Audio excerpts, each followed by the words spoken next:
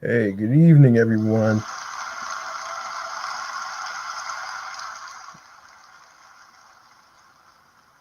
Hey, good evening, everyone from all over the world, the USA, the Canada, Long Island, plus the five spots of Brooklyn, Bronx, Manhattan, Staten Island, and Queens. I'm your man, G Money Stacks, aka Lonely Nomad, aka the Gregonator, aka YouTuber, host with the most, and rookie podcaster of Queens, New York. And you are now listening and tuning into the Meticulous Vibe Juice podcast show. And I'd like to welcome everybody who's listening, especially on 17 Live. We are now live and direct on YouTube, StreamYard, and of course, we are also on 17 Live as well. So if you guys are new, you guys are more welcome to follow me on 17 Live, which is where I'm at, which is G Money Stacks, Queens, New York, and of course alongside with um the YouTube channel, which is G Money Stacks 555. Be sure you grab the subscribe button along with the notification bell to enable alerts as a reminder of when the show goes in the air live on the Meticulous Vibe Juice podcast YouTube channel page as well.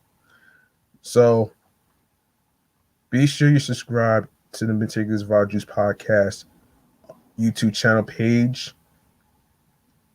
Make sure you leave a like and a comment along with the topics. Stay tuned for upcoming episodes. Of course, previous episodes that was recorded. Um, More video content. Tell a friend to another friend. Share the videos. Be sure to download your favorite episodes, and I will go over the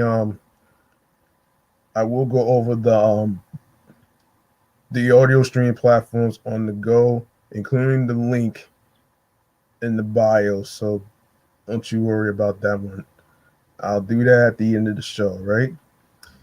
Now I do apologize for not recording on Saturday. I was very, very tired and I needed to get a few days rest. So so that's a little bit of a quick sidebar here. Um Now, as for me, mentally, physically, and spiritually is what I like to ask people. And of course I gotta ask myself this. Well, yeah, I am of course had a little bit of a shoulder pain actually. Not Had a little bit of a shoulder pain. Um um but I'm actually trying to recover. I'm not going to get into too much details about that, but I am going to not let that define me and not let that stop me from doing what I got to do to create content. So here we go. Today's episode is about the Atlanta Vibe Chronicles, which is basically about the music artists that's in Atlanta, Georgia. So we're gonna go into a segment that I like to call Music Kool-Aid. And Music Kool-Aid is basically about the bodies of work of music artists, such as singers and rappers, and of course hip hop artists as well. So I didn't forget y'all. So don't you worry about that one. Um, Now the first thing I like to go over as a review. Hold on a second. First thing I want to do is check to see if I'm on mute. No, I'm not. So we're pretty good to go. All right, good. Now, our first artist is going to be Outkast. Um, and of course, here we go. Okay, so Outkast um, were an American hip hop duo formed in 1992 in East Point, Georgia, consisting of Atlanta based rappers Andre 3000, Benjamin, formerly known as Dre, and Ant Man Big Boy Patton, widely recognized for their intricate lyricism, memorable melodies, and positive messages. Outkast is often regarded as one of the greatest and most influential hip hop acts of all time. The duo achieved both critical acclaim and commercial success from the mid 1990s to the early 2000s, helping to popularize Southern hip hop while experimenting with diverse genres such as funk, psychedelia, jazz, and techno. Mm. Benjamin and Patton formed the group as high school students in 1992. Outkast released their debut album, Southern Playalistic Cadillac Music, in 1994, which gained popularity after the single Players Ball reached number one on the Billboard Hip Hop. No, excuse me, on the Billboard Hot Rap Tracks chart. Um, with successive releases including AT Aliens in 1996 and Aquamini 1988. The duo further developed their sound, experimenting with their variety of styles and achieving commercial success. In 2000, Outkast released the critically acclaimed Stankonia, which included the singles Miss Jackson and B.O.B. Um, in, in September 2003, the duo released the double album Speakerbox / Love Below, which featured the number of singles Hey Ya and The Way You Move. The album won the Grammy Award for Album of the Year and was certified diamond by the Recording Industry Association of America. Outkast next released the soundtrack for the 2006 film Idlewild, which they also starred in. In 2007, the duo went on hiatus, and both members have since pursued solo careers. In 2014, Outkast reunited to celebrate the 20th anniversary by performing at more than 40 festivals worldwide, beginning at the Coachella Festival in April. The duo is one of the most successful hip hop song groups of all time, having received 6 Grammy Awards. Rolling Stone ranked them number 7 on its list of the 20 greatest duos of all time. Wow. Wow, did not know that. Between 6 studio albums and a greatest hits release, Outkast has sold over 25 million records.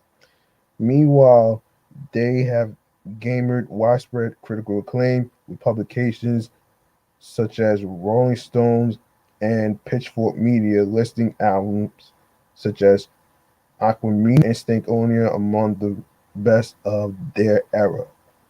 Hmm. Yeah. Let me see. Let me see. Benjamin and Patton met in 1992 at the Lenox Square shopping mall when they were both 16 years old. The two lived in the East Point section of Atlanta and attended Tree Cities High School. During school, Benjamin and Patton participated in rap battles in the cafeteria. Benjamin's parents were divorced and he was living with his father.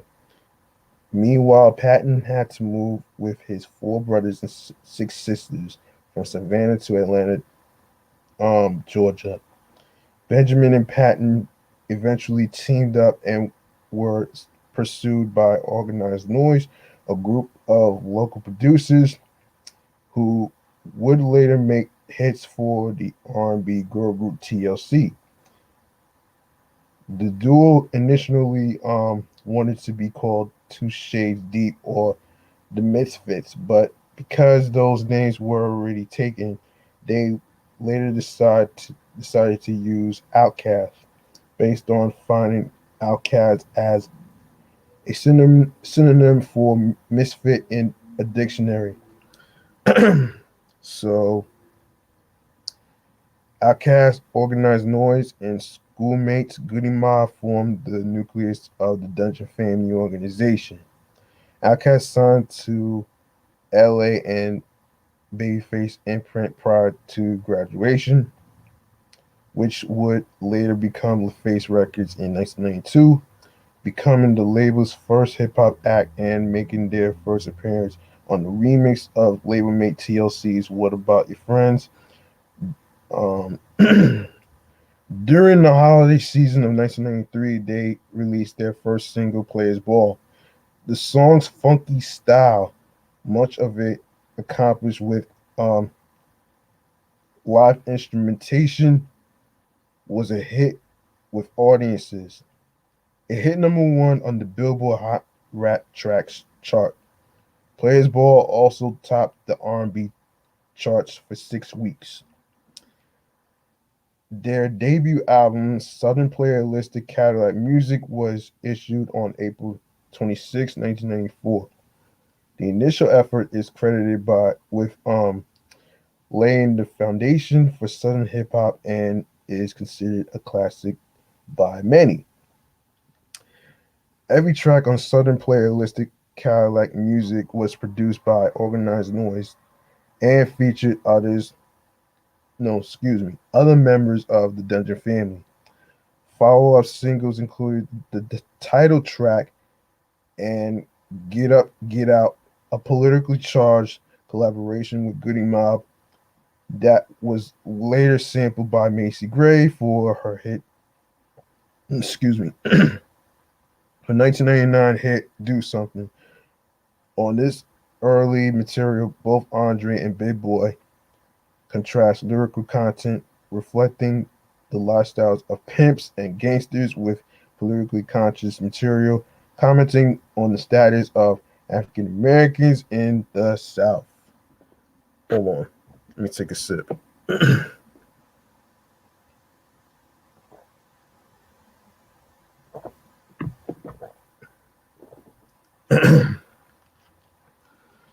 on a second, guys.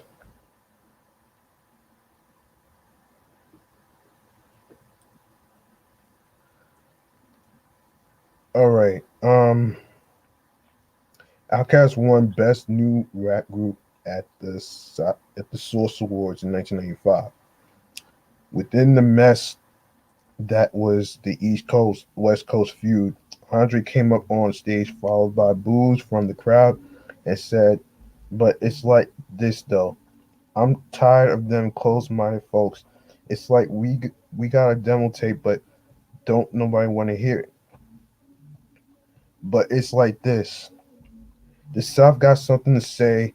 That's all I got to say." As eloquently stated by rapper Ti, Outkast. Period. Outkast. That's when it changed. That was the first time when people began to take Southern rap seriously. In the same year, the group contributed Benz or a Beamer to the popular New Jersey Drive soundtrack. Well, 1985 to 1999. Breakthrough with AT Aliens and Aquamini. After Southern Playalistic Cadillac Music was certified platinum, LaFace Records gave Outkast more creative control and advanced money for their follow-up album, which they recorded from 1995 to 1996. The duo took the opportunity to recreate their image. On a trip to Jamaica with producer Mr. DJ, the two decided to abandon their um, cornrow hairstyles in favor of a more naturalistic aesthetic, vowing to stop combing their hair. Dungeon family member Big Rube observed an increase in the duo's confidence after returning from their first tour, remarking, in quote, they started understanding the power they had in their music. They started showing a swagger that certain artists have, the ones that are stars. The two also became more accustomed to playing live, particularly Big Boy and Andre 3000 significantly changed his lifestyle as he adopted a more eccentric fashion sense, became a vegetarian, and stopped smoking marijuana. The members also underwent changes in their personal lives. In 1985, Big Boy's girlfriend gave birth to their first child, and Andre 3000 and Totals Keisha Spivey ended their 2 year relationship. The double platinum album AT Aliens was released on August 27th, 1996. The album exhibited a notably more laid back, spacey production sound, taking influence from dub and reggae. On AT Aliens, Andre 3000 and Big Boy abandoned the hard partying player characters of their debut album in favor of more spacey, futuristic personas, and produced many of their songs on their own for the first time. Wow, who knew? Um, their tracks have an outer space feeling to them, a feeling that ironically has warmed the community right up to them. Critics praised the group's maturing musical style on the record, which debuted at number 2 on the U.S. The album would climb to number 3 on Billboard's top R&B hip hop chart, Billboard 200 chart, and sold nearly 350,000 copies in its first 2 weeks of release. The single Elevators, Me and You, reached number 12 and spent 20 weeks on the Billboard Hot 100 chart. AT Aliens further solidified Outkast as the flagship representatives of the first generation Dungeon family and the Southern hip hop movement. The album helped the group earn more recognition among East Coast hip hop fans in the East and West Coast. Interesting. Um, for this album, excuse me, Outkast joined with partner David Mr. DJ Sheets to form the the Earth Tone 3 production company, which allowed the group to produce some of their own tracks. AT Aliens was the group's second top 40 single, following Players Raw from the first album, and reflected the beginning of Andre's increasingly sober lifestyle. No drugs or alcohol, so I can get the signal clear. He rhymes about himself in the single AT Aliens. Outkast's third album, Aquamini, was released on September 29th, 1998. It was also certified double platinum and reached the number 2 position on the Billboard 200 album chart in the United States. Its title was a combination of the zodiac signs of Big Boy, an Aquarius, and Andre, a Gemini. Producing more material themselves, both Big Boy and Andre explored more eclectic subject matter, delving into sounds inspired by soul, um, trip hop. Not sure what that is. Um, not sure what that shit is. And electro music. The album featured production by Organized Noise and collaborations with Raekwon, Slick Rick, Funk Pioneer, and musical forebear George Clinton and Goody Mob. Outkast forged the connections between hip hop and the Black freedom struggle with their controversial song Rosa Parks featured on the album. Oh, okay.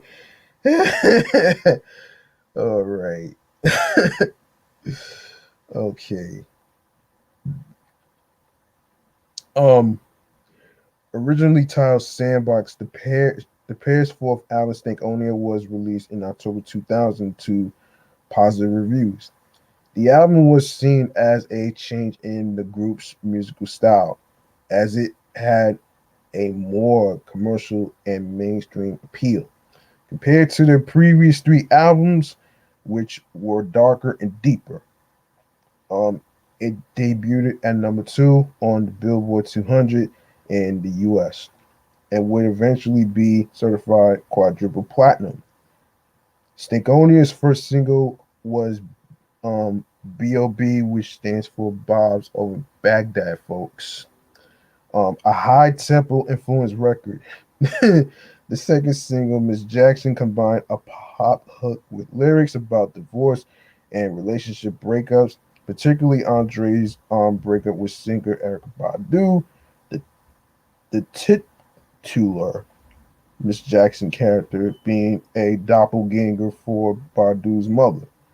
It was at this time that Andre changed his stage name to the current Andre 3000, mostly to avoid being mixed up with Dr. Dre.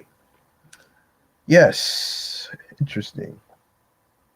The single became their first pop hit, landing number one position on the Billboard Hot 100 chart and the number two position on the UK singles chart.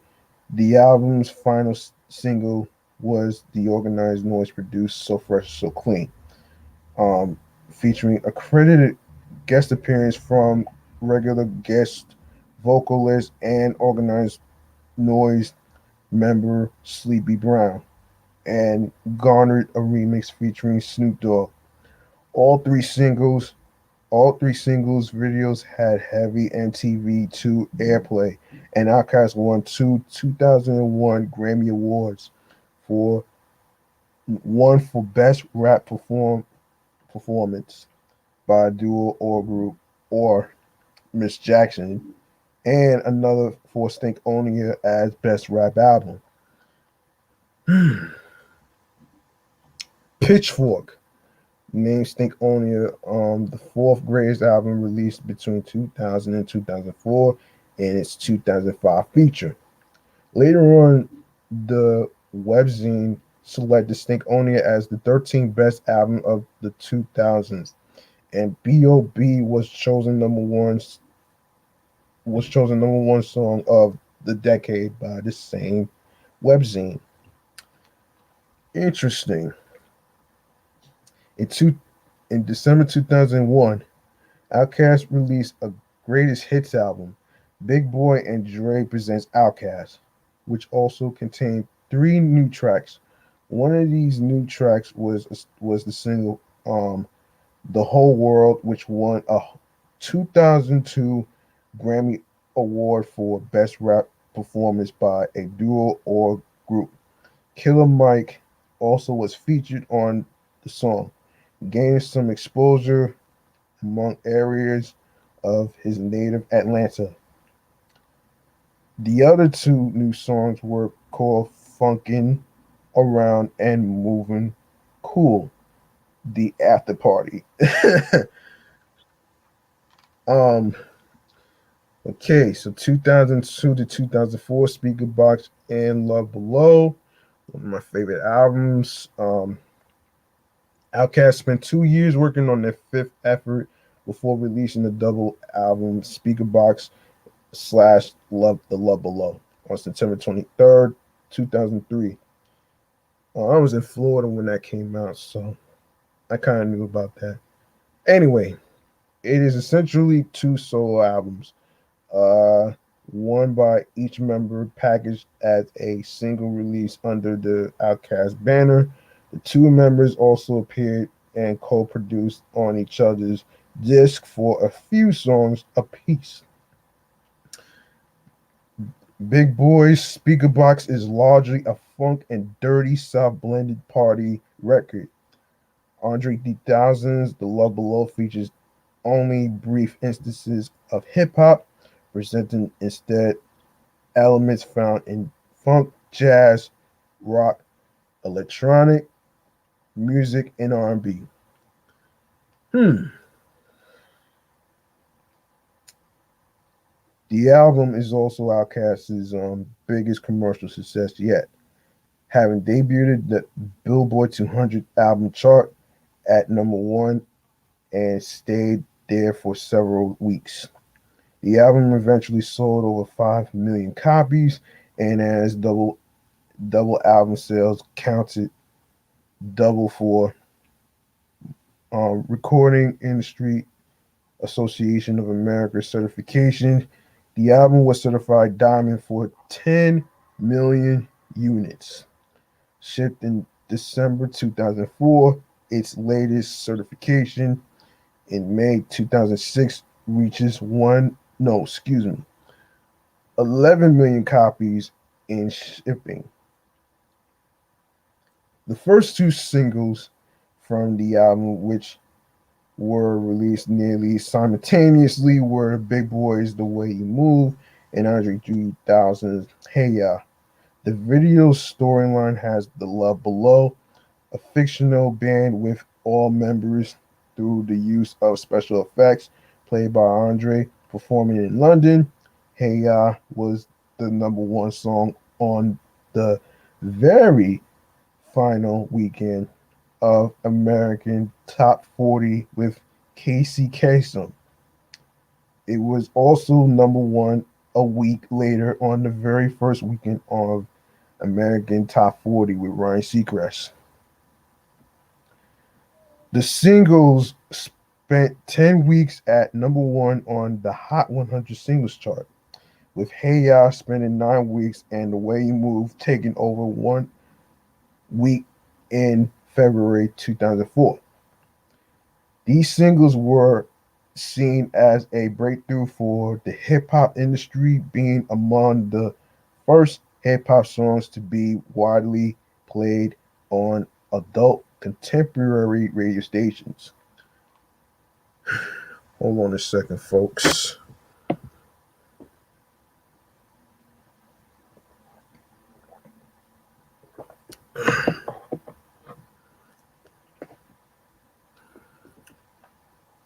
Sorry about that, folks. I had to make sure I take a sip so I don't um lose my breath on this, all right?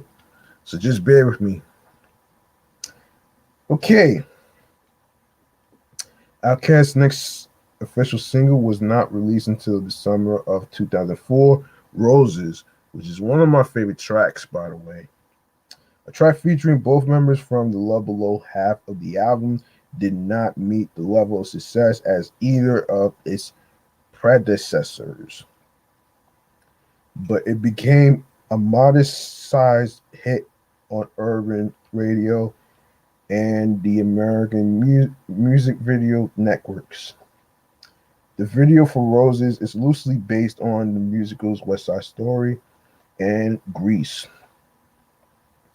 It featured sparring 1950s style gangs, one representing Speaker Box and the one representing the Love Below, parodying the widespread arguing among critics and fans as to which half of the album was better. It deviates from the musicals in its final act. However, by featuring Andre 3000 defecating in a bouquet of roses before entering a ramping shop and presenting them to the receptionist.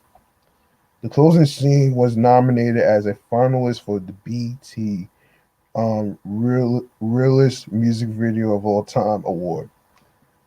The final state, no, the final singles were Andre 3000's Prototype which was paired with the science fiction themed video about alien visitors, and Speaker Box's ghetto music, which featured both members of Outkast and a sample from a song by Patti LaBelle, who also makes an appearance in the video.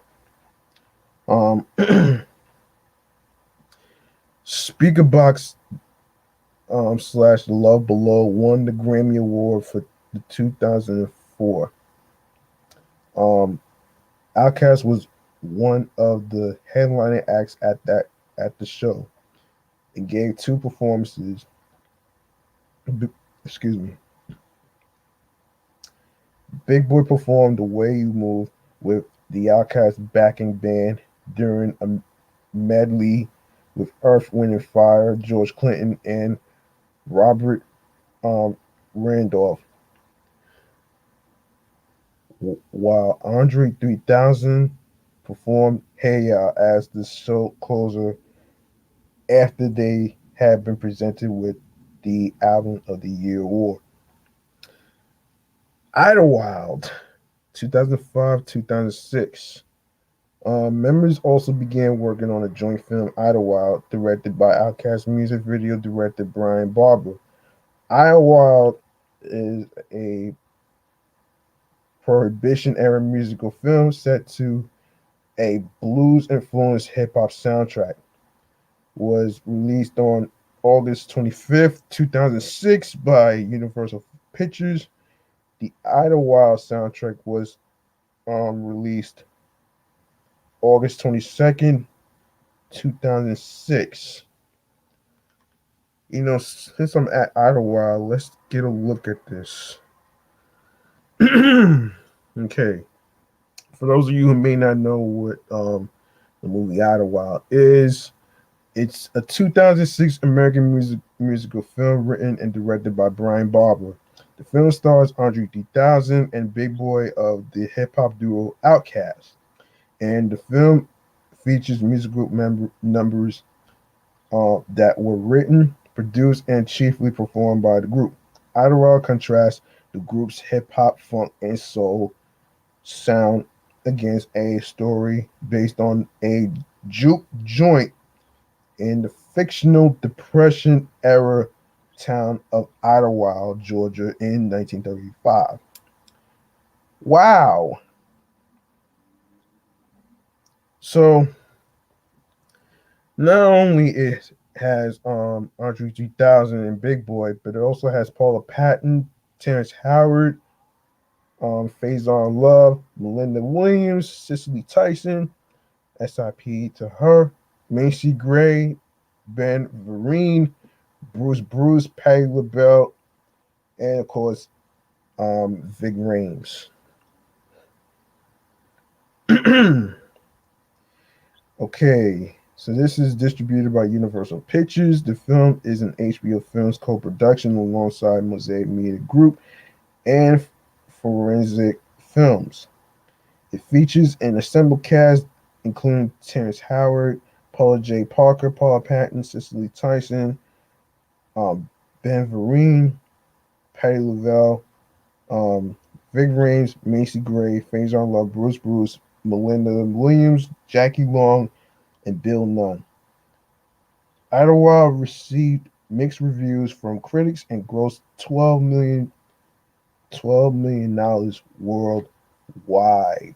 12 million, huh? It was nominated for 6 Black Rio Awards. Okay, we're gonna go to the reception here. Okay, so Idlewild received mixed reviews from critics as of May 2021 of this year. The film holds a 47% approval rating on Rotten Tomatoes based on 130 reviews with an average rating of 5.6 out of 10. The website the website's critics consensus reads, and quote, Idlewild has some truly breathtaking moments, but borrows too heavy from other similar movies, and the disjointed script is not worthy of talents involved. Peter Travers of Rolling Stone said the film can't decide if it's about bullets, blues, broads, or the sound of hip hop that the film strenuously tries to marry to the 1930s. Writing for Film Journal International, Frank Lovis wrote, in quote, seemingly meant as an African American Moulin Rouge, this visual blast of an homage to classic Hollywood musicals settles in as I'm sorry. Oh, hey, how you doing? I'm alright and yourself? Yeah, man, I'm doing good. yeah, yeah. I'm doing a review show of, people's albums, like, music albums and stuff like that. I didn't know that was you that was trying to reach me. Oh man, it's cool. I just hit like a versus thing, and I was seeing if someone was gonna get in on that. But yeah, man, if you're doing something else, that's cool. Go Y- ahead and go get back to it. Yeah, I was just in the middle of a recording, that's why. Shoot. Okay. Well, cool. Good luck on it, bud. Yeah, where can people find you? I'm sorry. Oh shoot. Okay. RustyDiamond.net. Rust2diamond.net. Yeah, or Rusty Diamond Hypnosis on here. Um, Wait, do you have a social media handle? Yeah, I have a lot. Um, just Really? just RustyDiamond.net and you'll find it all. Oh, It has everything so it's the there. same. So it's the same as it is on Instagram, right? Yeah, Instagram is Rusty Diamond and then the number zero. Yeah. So tell me about yourself. Like, what do you do? Yeah, I do a lot. I'm a hypnotist. I'm a pro wrestler. I'm a comedian. I'm a musician. I'm a radio host. I'm an actor. Mm, I yeah, and I have a store. Kind of yeah. like a How's that going? good. I just kind of opened it. I'm trying to get some hot chicks uh, for a commercial, but I needed to find a way. Like, yeah, it's like I'm not a well established shop, so Oh, I'm gonna have my girlfriend.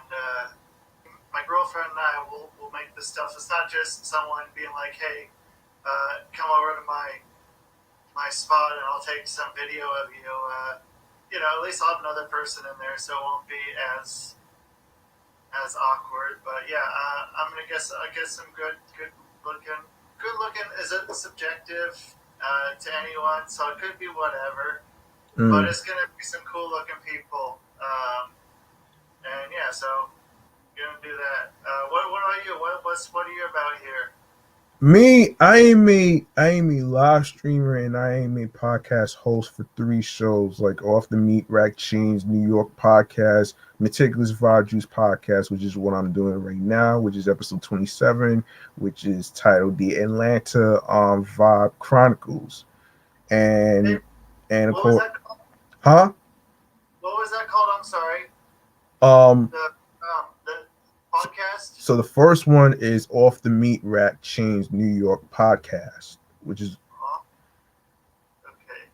and the second one, which is what I'm doing right now, which is Meticulous Values podcast, which is a review show. What I'm doing, which is reviewing music artists and stuff like that. And the third one is Excellent Fun Vibrant podcast, which is a sports show. Okay. Okay. So you said Meticulous Vibe Juice podcast. Uh huh. Cool. All right. Um, and then the third. Okay. So I got this. So I should be able to find you now. Yeah. My Instagram is gmoneystacks555 in Queens, New York. Okay. G Money Stacks 555. Stacks. Now you mentioned you are a comedian. Now lately, for the past couple of months, I've been hearing so much about the whole cancel culture thing. Like, do you feel like it's it's going too far to It's not? horrible. Huh? I lived in Portland, Oregon. I did comedy there, man. It's horrible. It is. It's way past anything that there's. I don't know if there's a turning back now. Except what I think is going to happen is the cancel culture is going to go and implode on itself. I think that's the only way that anything can get to a spot that could be hit back in a positive spot. I don't know where you stand on cancel culture and stuff. I feel like cancel culture's gone too fucking far because Yeah, it seems like you're using a person's past mistakes as an excuse for them not to be themselves, for them not to express themselves or whatever. You know what I mean? And they're doing the same. They're trying to do the same with Dave Chappelle. yeah, and I mean, the Dave Chappelle thing. I watched that. I watched all of it, and yeah, nothing was. I mean, it's a bunch of people that heard clips or read little snippets and stuff. Anyone that watched the whole thing was not going to be upset. I mean, it's all just yeah, little talking points and Yeah, yeah. So sorry about that. I had a streamer on here, so basically, I'm actually going to um, sorry about that. Um, anyway, my apologies. I had a streamer as a guest on here. Um, you know, and as I was saying before while I was speaking to him, I'm I, like I said before in my other show, the whole cancel culture thing is basically gone too far, and it's basically causing comedians not to be themselves. And Cat Williams did the same thing too.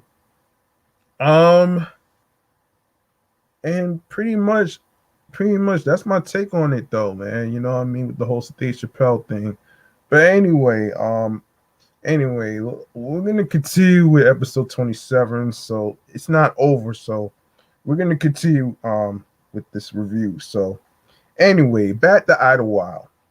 Um, okay, so let me just continue where I left off here.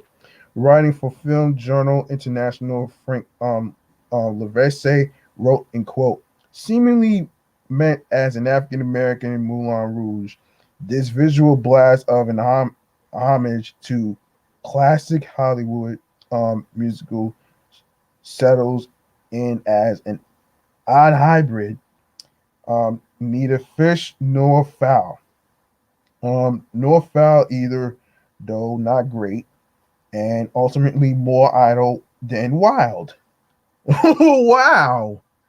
Is that so? Oh man. So Teresa Wiltz of the Washington Post likewise acknowledged director Brian Barber's inventiveness, saying that in quote, for all its shortcomings, Idlewild also has something that few films can pull off. Moments of such pure cinematic fabulousness, breathtaking dance sequences, and idiosyncratic flourishes that we are more than willing to forgive it for its sins.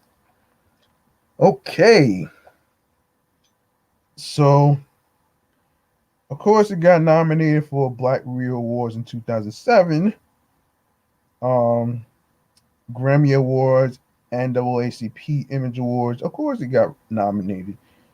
Um, it's there's actually a difference between being nominated and actually winning. Being nominated is more like you're getting the recognition. Now, winning an award is when a presenter is giving you the trophy. That's the difference. Okay, so we're gonna go to um Let me see. But then I don't even know where I left off here. I'm sorry.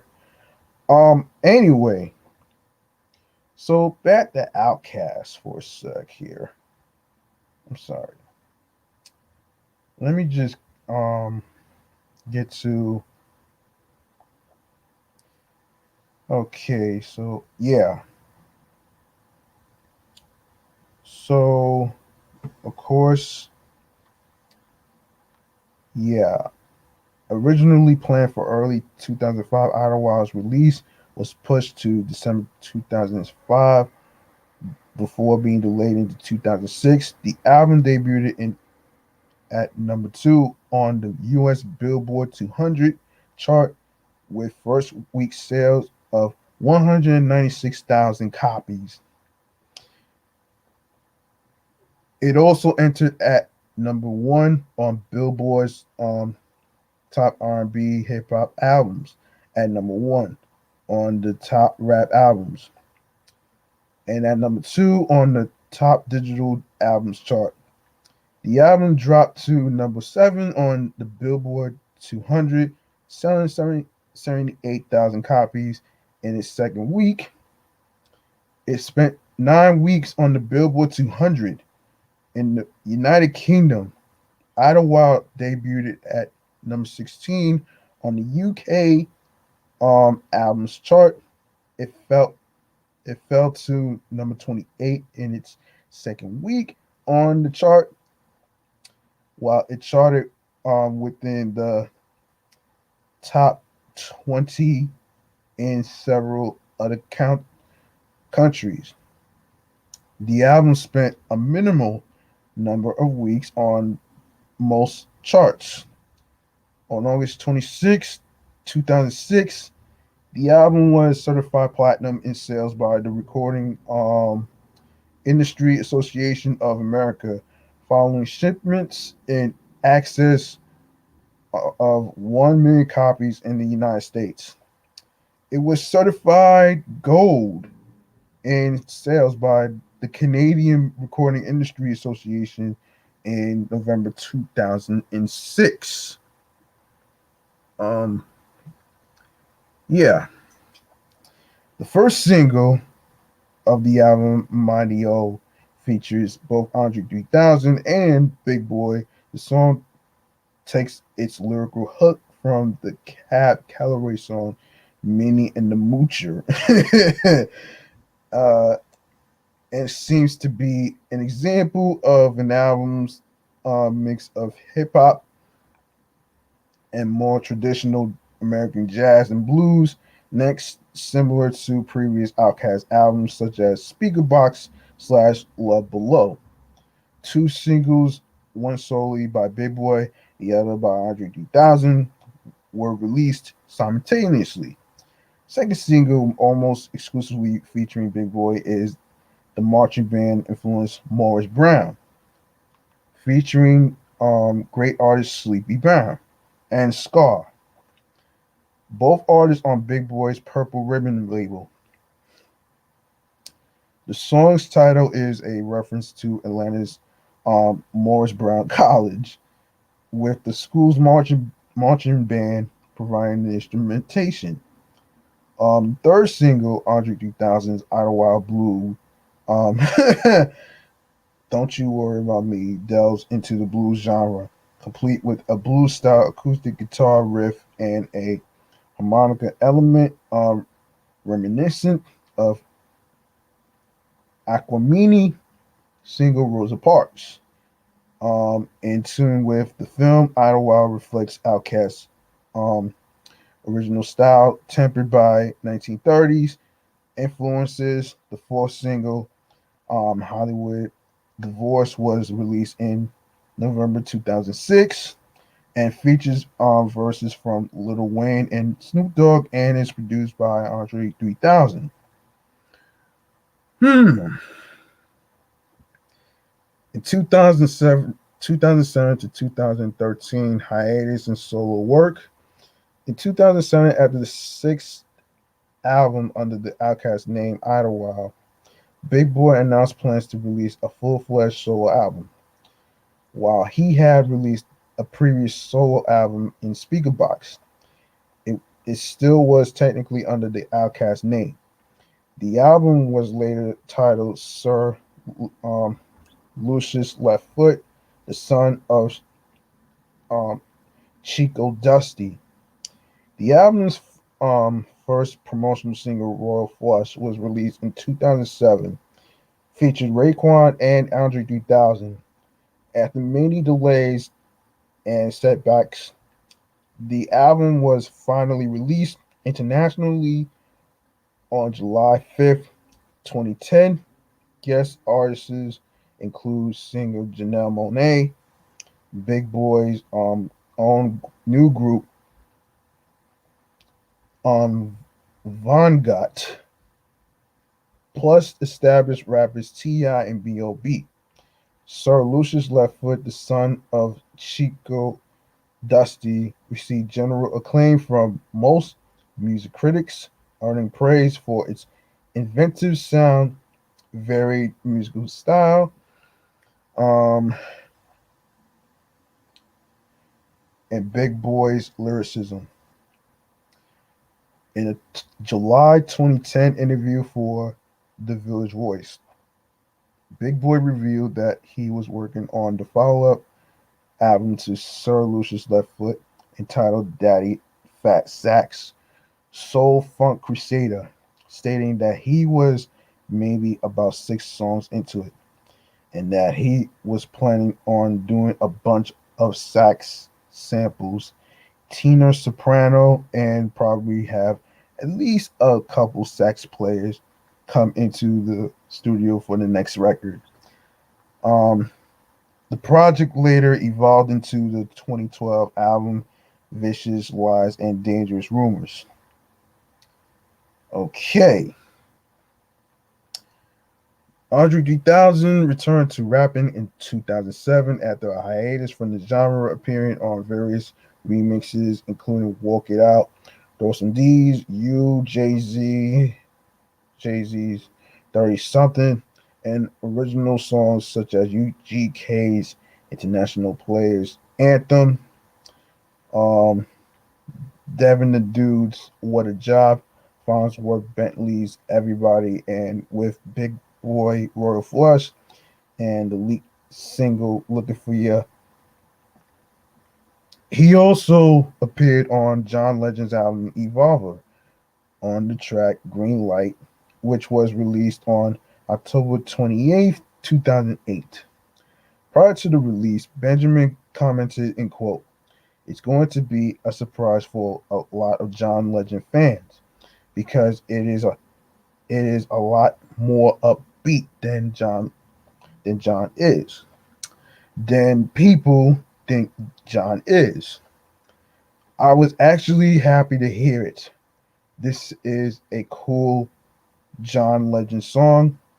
Benjamin has stated that he is making a solo rap album and that the response to his remixes is part of the motivation for it. In September 2011, it was announced that Outkast was moved to Epic Records following restructuring with Sony Music Entertainment. Epic Records is headed by L.A. Reid, who has worked with Outkast in the past. In 2012, Andre 3000 was cast to play Jimi Hendrix in a biopic film titled Jimmy, All Is By My Side, which was later released on September 26, 2004, 2014. Okay. In late 2013, it was reported that Outkast would reunite at the Coachella Valley Music and Arts Festival in 2014. This was later confirmed on January 8th, 2014, when it was not officially announced that the duo would headline the festival on April 11th and 18th. It was later announced on January 13th, 2014, that Outkast would be performing at more than 40 festivals around the world throughout spring and summer 2014 to celebrate the 20th anniversary including one of the longest festivals in the UK. Festival, Outkast returned to Atlanta for their um, AT hashtag ATL ATLS homecoming shows over the weekend of September 26, 2014, selling out within minutes of tickets going on sale.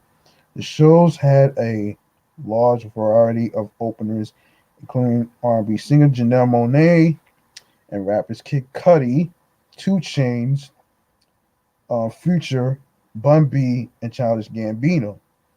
Outkast's Dungeon Family associates Sleepy Brown and Big Gip also appeared on stage with the duo, rapping and singing on their respective songs.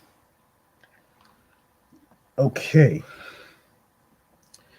At Atlanta's One Music Fest, the Dungeon Family, Goody Mob, Organized Noise, Killer Mike, and Outkast appeared. Outkast performed their final show at Voodoo Voodoo Music Experience in New Orleans on October 31st, which is Halloween 2014. The group then resumed their hiatus. In October 2020, it was announced that Stink Only will be released on October 30th, 2020 to commemorate the album's 20th anniversary. The digital reissue saw the album expanded with previously unreleased remixes. The vinyl reissue features a new black and white Galaxy gatefold double LP, as distributed by Vinyl Me Please. Wow, wow, that was it. That's interesting. Um, yeah. So did they get any award? Well, they only got nominations. So we're gonna move on from Outkast to, of course, Ludacris. Yeah, and I bring up Ludacris because he was in films like Crash, of course, Too Fast, Too Furious. He was also in um, Hustle and Flow, which I will review after Ti and stuff. Okay, so of course, um, yeah, Ludacris is an American rapper and actor. After forming his own label, Disturbing the Peace, in the late 1990s, later, no, Ludacris later signed with Def Jam South and would go on to become one of the first Dirty South rappers to achieve mainstream success with his subsequent releases. For his music, Ludacris has won an MTV um, Video Music Award and three Grammy Awards. Okay. Um, we're gonna go to okay. I didn't even know he was born in Chicago. Wow. Wow. Campaign, Illinois. Wow. Born in Campaign, Illinois, Ludacris moved to Atlanta at age 9, where he first began rapping. After a brief stint as a DJ, he independently released his first album, Incognito, in 1999 to local success, but achieved national attention the following year when the album was repackaged and re-released as his major label debut back for the first time. It contained the hit single "Southern Hospitality," um, featuring Pharrell, which wasn't on Incognito, and "What's Your Fantasy" featuring Shawnna. In 2001, he released Word of Mouth, followed by Chicken and Beer in 2003, Red Light District in 2004, all of which were certified multi-platinum by the Recording Industry Association of America. He took a more serious approach with his next two albums, Release Therapy and Theater of the Mind, in 2008. Yeah, 2006 for Release Therapy and Theater of the Mind, 2008. His next record, Battle of the Sexes, was released in 2010 and featured a return to the more lighthearted tone of his previous albums. His most recent effort, Ludiversal, was released on March 31st, 2015. As an actor, Ludacris is best known for his role as Tej Parker in the Fast and the Furious film series, with his appearance in the franchise coming in 2003. His other notable roles include Crash, um, Gamer, and New Year's Eve. For his performance in an ensemble of Crash, Ludacris was co-awarded a Screen Actors Guild Award and a Critics' Choice Award for Best Cast. Of course, um, I'm not even gonna really go into his early life. So, um, of course, let's go to 1998 to 2000, Incognito and Back for the First Time. Bridges served as an intern and then a DJ at Atlanta's Hot 97.5, now Hot 107.9, under the name Chris Lover Lover. He was also known for DJing during Freaknik at one point. Ludacris collaborated with Timbaland on the track Fat Rabbit. Oh shit. Oh man. From his album Tim's Bio, Life from the Basement. This song was a hit in many countries. In 1998, Ludacris began to record his debut album Incognito, which was eventually released by his then independent label Disturbing the Peace. In August 1999, this album was the defining example of Ludacris' fast, wild, and comedic flow, a unique style for Southern rappers. The album was supported by his debut single, What's Your Fantasy, which ended up peaking at number 21 on the Billboard Hot 100. Excuse me, hold on.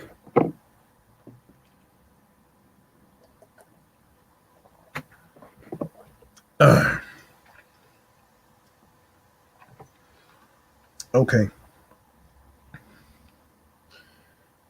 Successful local sales in the Atlanta area landed the artist a record deal with the Southern-based division of Def Jam Recordings, which is now, what is it, Def Jam South. In 2000, Ludacris released his major label debut Back for the First Time.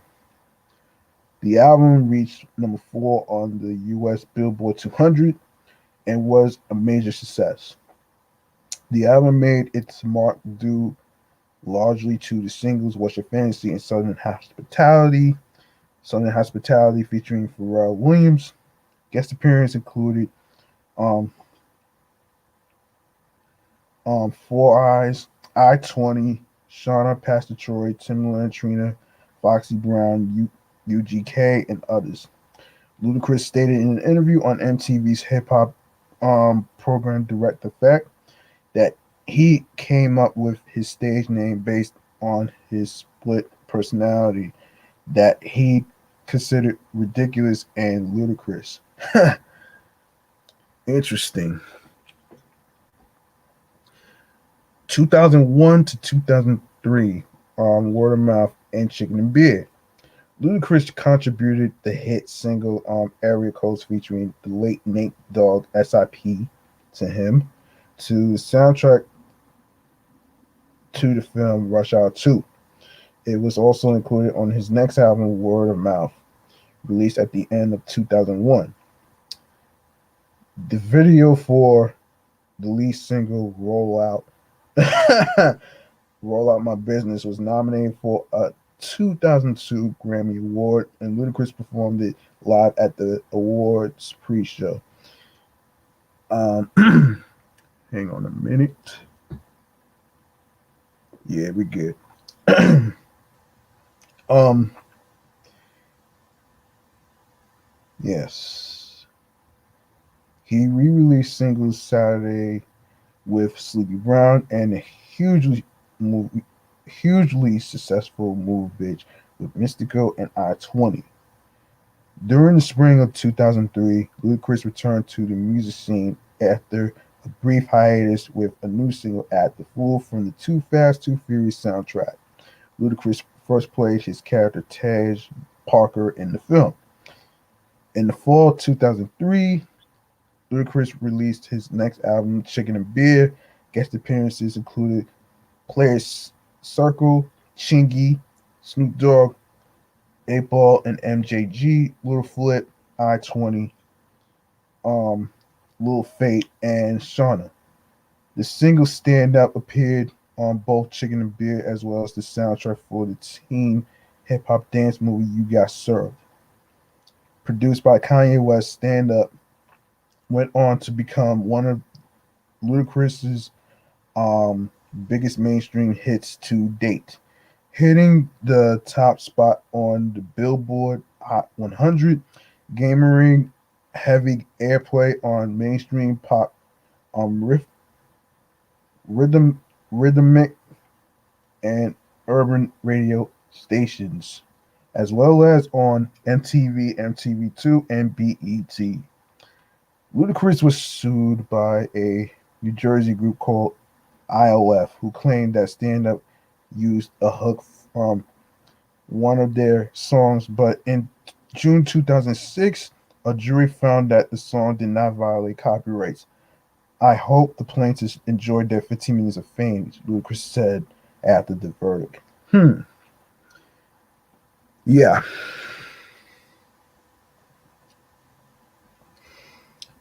Um. Okay. Let me see. The album's next single, "Splash Waterfalls," was released in early 2004. A huge pop hit, despite its steamy video and explicit adult oriented lyrical content and themes. It subsequently became a success at Urban Radio and BET, and is the only time he has produced two consecutive top 10 singles from a solo album, except for Release Therapy. It was Ludacris' most sexual video yet, an R&B remix that featured Raphael Sadiq and sampled Tony Tones, "Whatever You Want."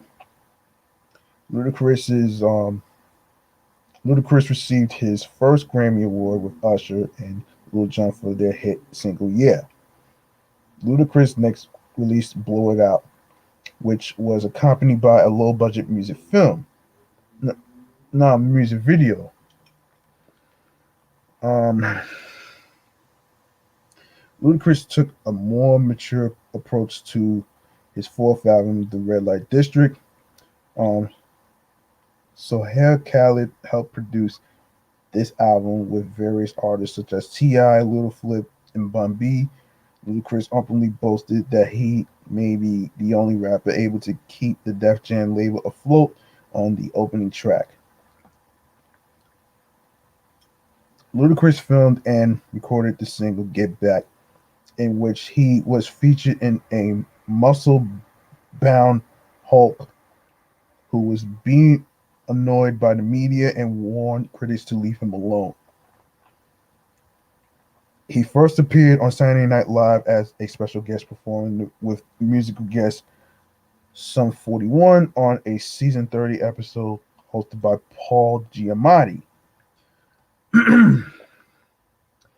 He then recorded "Get Back" with Sum 31 to make a rock crossover single.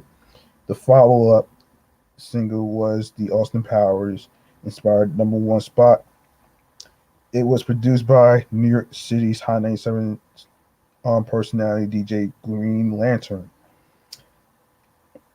It used the Quincy Jones sample of Soul Bossa Nova and sped it up to the tempo of Ludacris rap flow.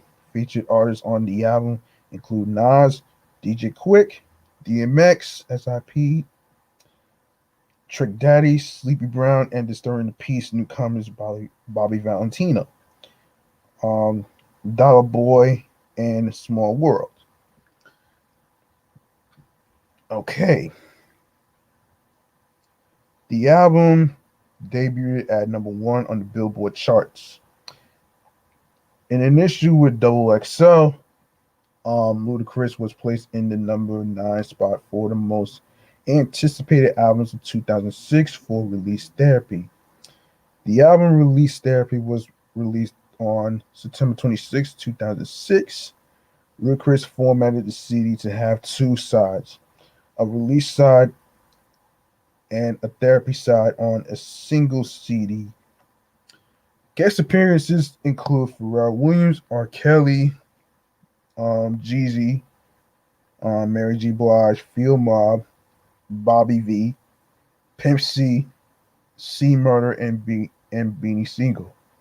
The first single, Moneymaker, which features Pharrell Williams, um, was released to U.S. radio outlets on July 17, 2006.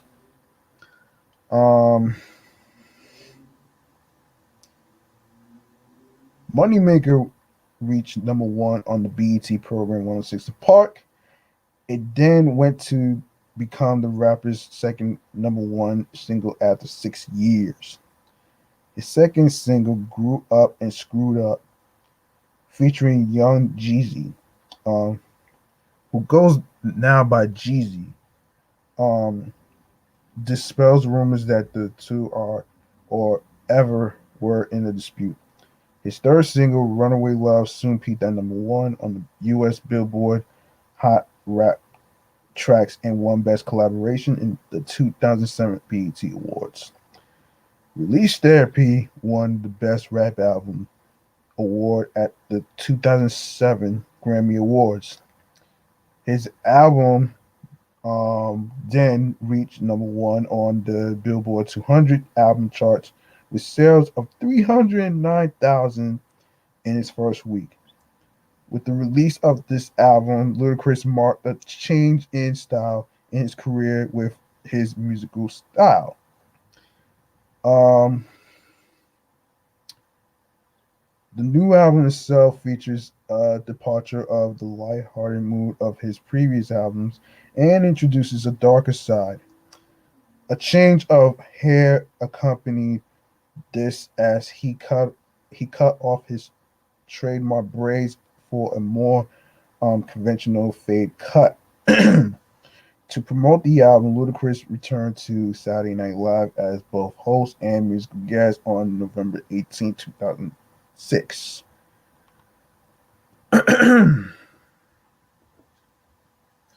All right. So 2008 to 2010, Theater of the Mind and Battle of the Sexes. The preview mixtape to preview the album was released on July 28th, 2008. Excuse me for a sec.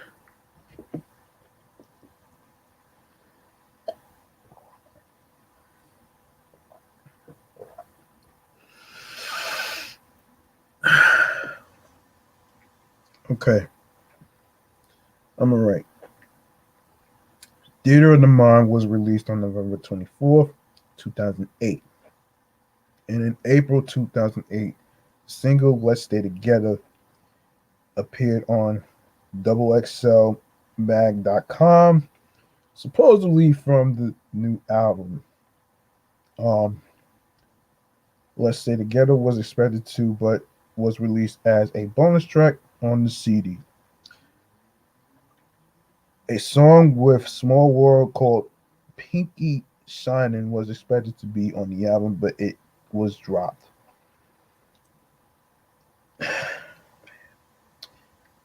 In an interview with Complex Magazine, he stated that Chris Brown, Lil Wayne, Rick Ross, T.I. Plies, Common, T Pain, Jay Z, Nas, and the Game will be on the album. Game is featured in the track with Willie North Pole. Wow. Titled wait, yeah, titled Call Up the Homies. T.I. was on the album on a track called Wish You Would, squashing the long feud beef between them.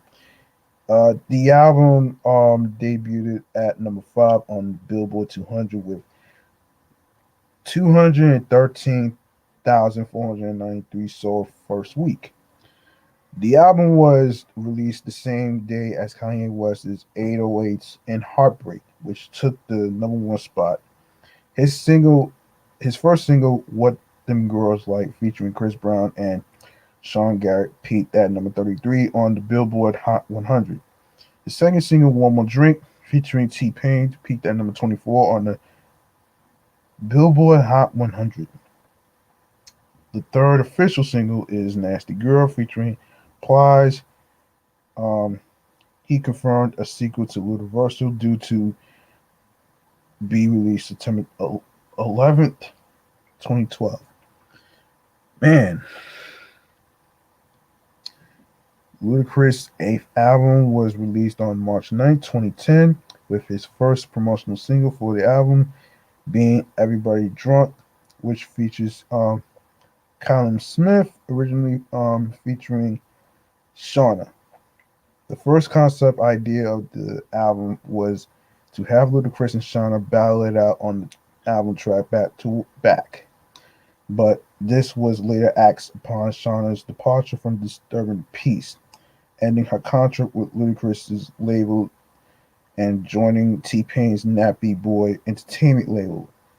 Damn. Wow. Damn, that's crazy. Um, the first official single released from Battle of the Sexes was "How Low," which was released on December 8th, 2009. The follow-up single was "My Chick Bad," released on February 23rd, 2010. The third single is "Sex Room," peaking at number 69 on the Billboard Hot 100. Ludacris's "Battle of the Sexes" entered the chart at number 1 with 137,000 sales in the first week. The album is currently certified gold. Okay, we go to Ludaversal.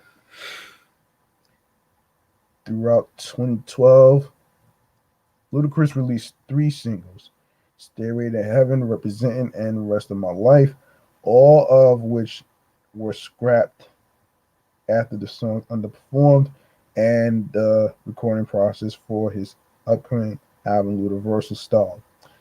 On May 24th, 2013, Ludacris released a mixtape entitled hashtag um, um, IDGAF. He had been releasing a new song on Fridays, as he's calling these days, um, IDGAF, which stands for "I Don't Give a Fuck Fridays," actually, folks. So, oh man, okay. These songs, in order of release, were "Raised in the South," featuring rapper Jeezy, released on April 19th. That release was followed by "If I Ain't Fucked Up" on April 26th, 9 times out of 10, featuring rappers French Montana and Q on May 3rd. "Speak Into the Mic" on May 10th, and "I Don't Give a Fuck" on May 17th. Um, the last song was released a week before the release of the mixtape. Mixtape had almost 60,000 downloads via thatpiff.com within the first day. Ludacris reprised his role as Tej in the blockbuster movie Fast and Furious 6. which opened during Memorial Day weekend, May 2013. Excuse me. Ludacris had this to say about his upcoming new album. I think every album is like a progression. Um, I'm working with different producers. Usher, we definitely have this album, which is a great thing. Neil is also on the album, and I have producers like David um, Guetta. We have Stargate, um, have trainees. Hmm, that's interesting. The Kelly Rowland single just came out that you need to check out. It's called Representing. On August 3rd, 2013, Ludacris confirmed to Vibe.com he will be working with Anita Baker. I don't know if the cat's out the bag. Yeah, Anita Baker is definitely on the album, and Minnie Luda. She's on that particular song. It is really about my father and growing up and me being a kid and trying to get him to stop and me dealing with that. Hmm. After a lengthy hiatus, Ludacris returned to music on January 30th, 2014, with the release of a single Party Girls featuring Jeremiah, Wiz Khalifa, and Cashmere Cat. Oh shit. What kind of name is that, man? Cashmere. The song takes place the song takes a cue from Aqua's 1997 song Barbie Girl. However, the single did not appear on the new album. On October 9th, 2014, Ludacris announced that Universal will be released on March 31st, 2015, which will be preceded by an EP titled Burning Bridges, for release on December 16th, 2014. On October 31st, 20 what is it? Hold on. Yeah. October 31st, 2014, Ludacris premiered the first single from the Burning Bridges EP titled Good Lovin', featuring American singer Miguel. Due to its moderate success, Good Lovin' to will go on to serve as the first single from Universal. On March 3rd, 2015, Ludacris held a listening party for Universal with Def Jam. The track's intro, not for long. Yeah, not for long. Featuring Usher and Come and See Me, featuring Big Crit, were revealed to the public. After 3 years worth of delays, Universal was released March 31st, 2015, to generally positive reviews and peaked at number 3 on the Billboard 200. Well, let's see. We go to 2017 to the present.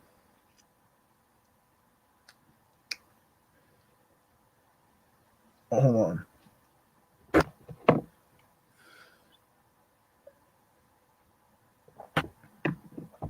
All right. Um, in March 2017, Ludacris confirmed that he was working on his 10th studio album in an interview with Complex magazine. On March 31st, 2017, Ludacris released a new single called Vitamin D featuring Ty Dolla Sign. In 2017, Ludacris hosted YouTube's Best Cover Ever show. In 2018, he was featured on country singer Carrie Underwood's single The Champion.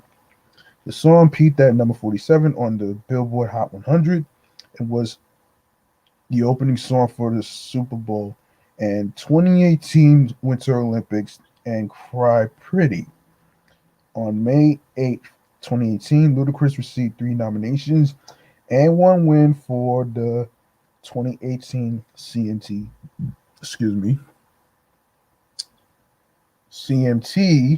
Music Awards. Um, in August 2021, Ludacris released the single Butter ATL. Um, on September 13th, 2021, it was announced that Ludacris' new children animated series Karma's World would premiere on October 15th, 2021. Karma's the Karma's World original soundtrack album is set to release on the same day. Karma's World was created and produced by Ludacris alongside Karma's World Entertainment and Nine Story Media Group in honor of his daughter Karma. Interesting. Interesting. Yeah, Butter ATL. For those of you who may not know, it's a song that was featured in the. Hold on. Let me just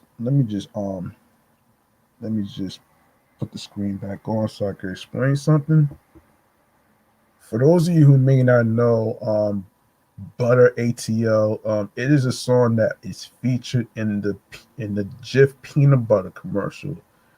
Um, if you look at the commercial, it's him in the studio with Gunner working on the song, which I'm actually feeling the song, by the way.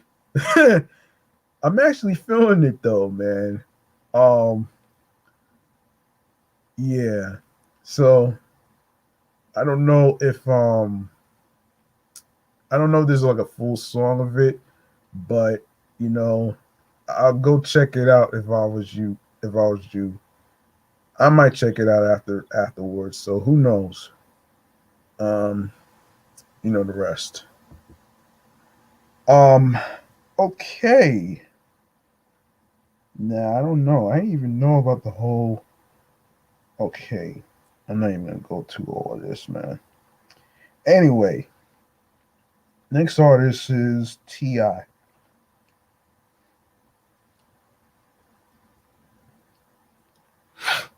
Let me see how much time I got here. Okay, let me see. All right. All right. We're gonna go to the discography of Ti. So, um, let's see. Um, all right.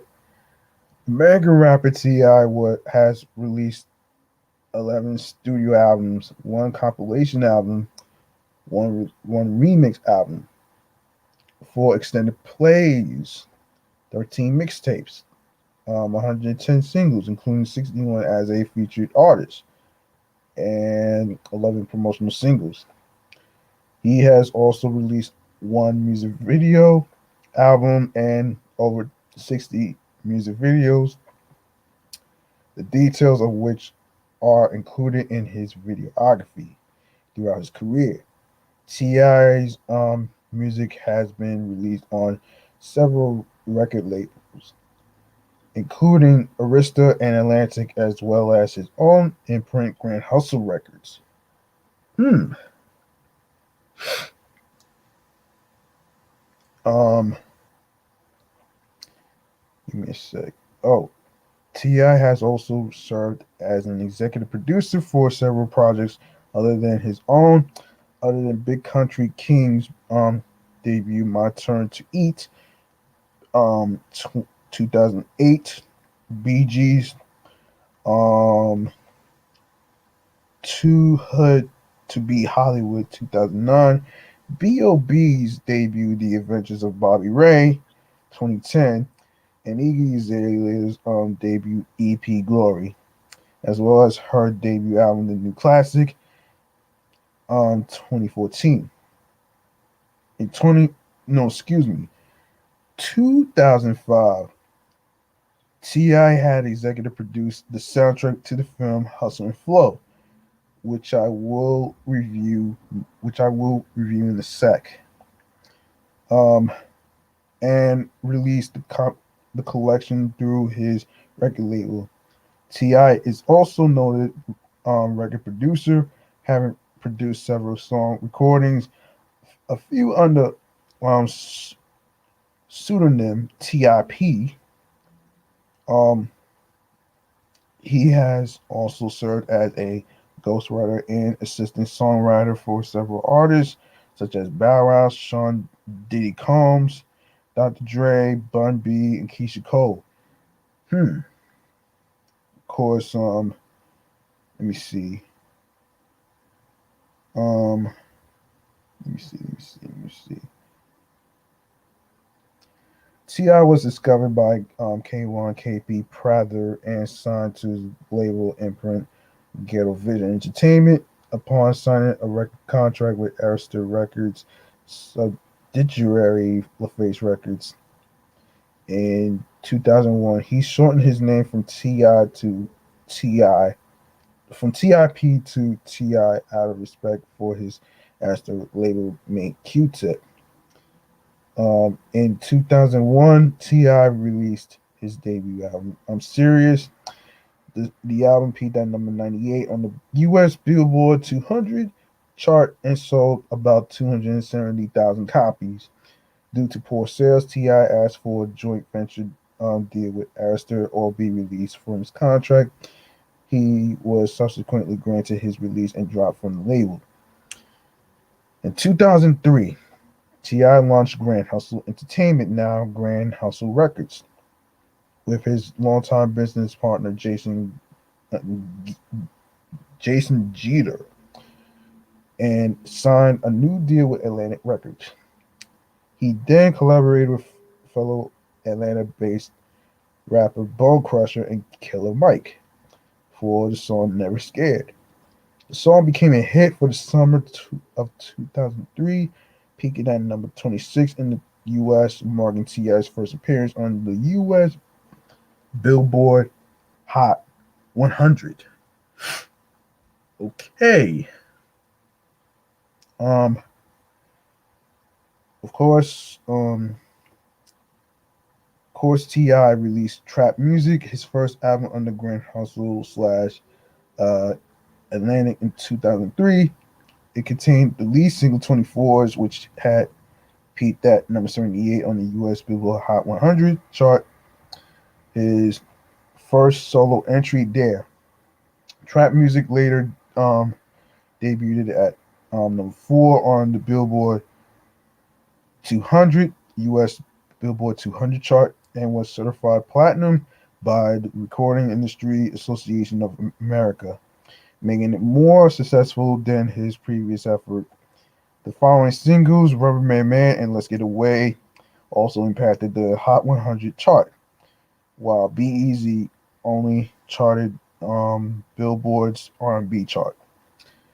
His third album, Urban Legend, was released in 2004 and included the hit single Bring 'Em Out, which peaked at number 9 in the US and was certified platinum. The album peaked at number 7 on the Billboard 200 and was also certified platinum in the US urban. No, in the US rather. Urban Legend also spawned the singles You Don't Know Me and ASAP. In 2006, his fourth studio album, King, debuted at number 1 and was certified gold in its first week of release.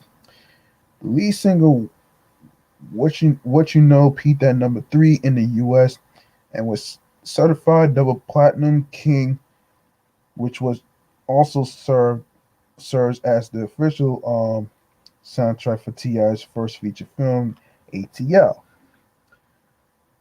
which I will gladly to review that next.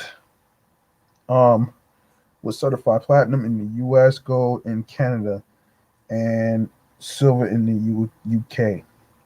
King was also included Why You Wanna Live in the Sky and Top Back. Later that year, he earned his first number 1 U.S. single with My Love, his collaboration with American pop singer Justin Timberlake. Okay.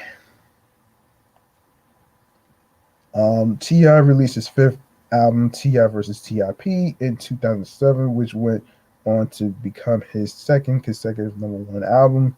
The lead single, Big Shit Poppin', peaked at number 9 in the US. The album was certified platinum in the US and gold in Canada. The other singles from the album included You Know, You Know What It Is, and Hurt. In 2008, before T.I.'s prison sentence, he released Paper Trail, his third number one album in his United States, um, which was certified gold in its first week of release. No, excuse me. The album included two number one um, singles with four top five singles overall. Whatever You Like, Swagger Like Us, featuring Lil Wayne, Kanye West, and Jay Z. Live Your Life, featuring Rihanna, and Dead and Gone, featuring Justin Timberlake. The album was certified double platinum in the U.S., platinum in Canada, and gold in Australia, New Zealand, and the United Kingdom. Um, in 2009, Paper Trail was re-released entitled Paper Trail Case Closed as an EP in the UK and included two singles and three songs off the original album. The two the 2010, while serving 11 months in prison for probation violation, he released his seventh studio album, No Mercy, in December 2010. Um, No Mercy included the lead single Get Back Up, which features American singer Chris Brown, and That's All She Wrote, which features American rapper Eminem. The album debuted at number 4 in America and was certified gold by the RIAA. Um, in 2012, T.I. released Trouble Man, Heavy is the Head on December 18th. Um, the album peaked at number 2 in the US and was certified gold by the RIAA. The album spawned two successful singles, Go Get It and Ball. Um, Following the album's release, T.I. announced he drew a close to his 10-year contract with Atlantic Records and was searching for a new label to sign himself and Grand Hustle. In November 2013, T.I. revealed he signed a record deal with Columbia Records to his release his ninth album, then titled Trouble Man 2, He Who Wears the Crown. He would rather announce he proposed Trouble Man 2 after recording with longtime collaborator for Pharrell Williams, um, who was influential in his move to Columbia, and would now release a project titled Paperwork. The album produced two successful singles, About the Money and No Mediocre. Yeah. Okay. What else? Yeah. So, oh man. So let me see. I think I'm going to. Hmm. All right. All right. I know exactly what I'm gonna do. So we already gone through the songs and make sure I don't miss anything. So let's see. Um. Yeah. Let me get to. Hold on a minute here. Hmm. Um. All right. Let's go to ATL, the movie. that T.I. was in. All right. Okay. So ATL is the 2006 American coming of age comedy drama film and the feature film directorial debut of music video director Chris Robinson. The screenplay was written by Tina Gordon Chisholm from an original story by Antoine Fisher and is loosely based on the experiences of the film's producers Dallas Austin and Tion T. Ross Watkins of the group TLC, growing up in Atlanta, Georgia.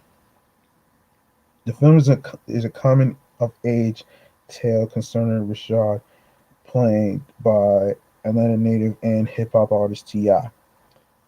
Um, in his film debut, and his friends in their final year in high school and on the verge of adulthood. The film also starred Antoine Andre Patton, aka Big Boy, on the hip hop group Outkast, Evan Ross, Jackie Lauren London, and McKelty Williamson. Hmm. Okay. Of course, Jason Weaver was in there. Keith David, Tasha Smith was in there as well. Of course, ATL was the feature film for its director, and the majority of its cast filmed in Atlanta, Georgia in the summer 2005. Many celebrities from the city make cameo appearances, including Bone Crusher, Jazzy Faye, Killer Mike, and Monica. ATL received generally positive reviews from critics who praised the performances and soundtrack, but criticized the direction and formu- formulaic script. Excuse me. It has since become a cult film. Yeah, I've been having a hard time. I've been having a hard time with the whole cult thing, man. What makes it a cult film? And I'm not really, you know what? I'm not even gonna get into it though, man. I actually explained it in my in episodes ago. I'm not even sure, but anyway, let's keep going. Yeah, I'm not even gonna read the plot. You guys probably know about this already. I'm not even gonna read the plot. So, um, hmm, yeah, of course, the songs in the soundtrack. Of course, the music for ATL had was to be released as a soundtrack, but so much music was recorded that T.I.'s fourth studio album King was made using music for it, featuring such singles as What You Know and Ride With Me.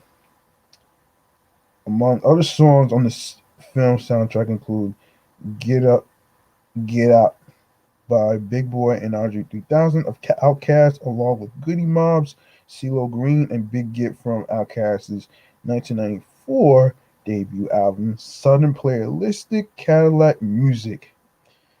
Of course, Life Jennings Must Be Nice, Aaliyah's At Your Best, classic song. Georgia, of course, one of my favorite tracks by Ludacris, Field Mob, and then, of course, Jamie Foxx. Sampling Ray Charles' Georgia on My Mind. Fox was chosen to feature on the song after playing Ray Charles in the 2004 biopic Ray. Of course, um, yeah, I'm not gonna let me go to, of course, the box office. Um, ATL was released on March 28, 2006 in 1,602 theaters across the U.S. The film grossed at 11,554,404 and ranked third at the box office behind Ice Age, The Meltdown at 1, and Spike Lee's Inside Man at 2. The film's opening weekend was a success. Its second weekend profits were considerably lower, as the film only earned 3,710,215 dollars. Hmm. Enough for it to reach um 17th place on the list of widely released films with the biggest weekend drops in the last 26 years. Wow.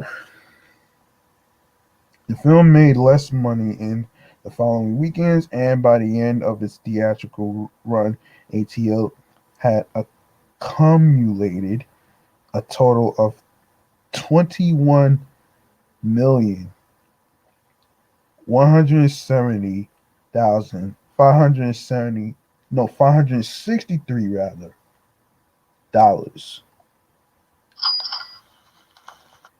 After this theater take of approximately 50%, ATL earned around half of its production costs, um, producing a significant loss. Um, we're gonna go to the reception. Um, ATL received generally positive reviews from critics. At All Movie, the film was given 3 stars, and critic Derek Armstrong, in a positive review of the film, stated that the film is only an average coming of age story because some substance must take a back seat to all this beautifully crafted style. Melissa Walters at blackfilm.com, whilst believing some of the writing to be cliched and the story familiar, also called the film heartfelt, genuine, and enjoyable. Film critic Roger Ebert awarded the film 3 stars in the Chicago Sun-Times review, declaring the film warm and praising and screenplays unforced, genuine affection for its characters.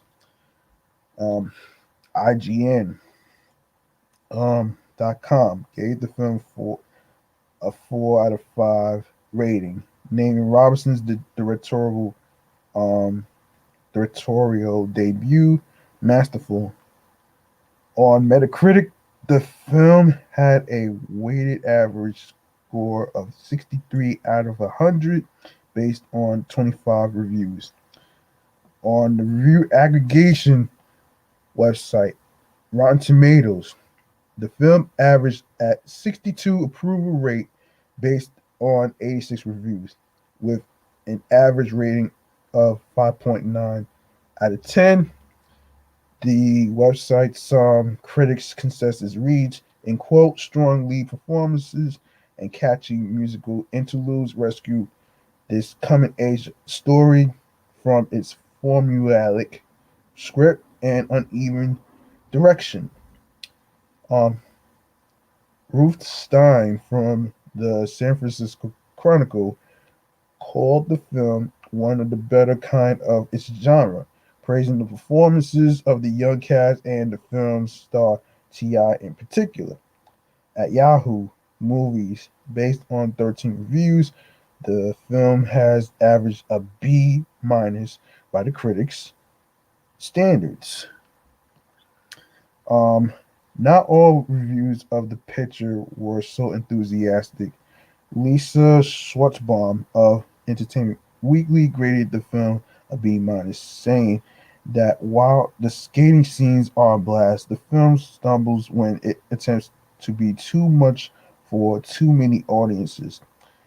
Neil Genslinger of the New York Times said he was surprised that with so many uninterested, no, excuse me, untested actors rounding out the main cast, the most amateurish thing about it is the script. Excuse me. Um, Genslinger also called the screenplay cliche, marred, and predictable.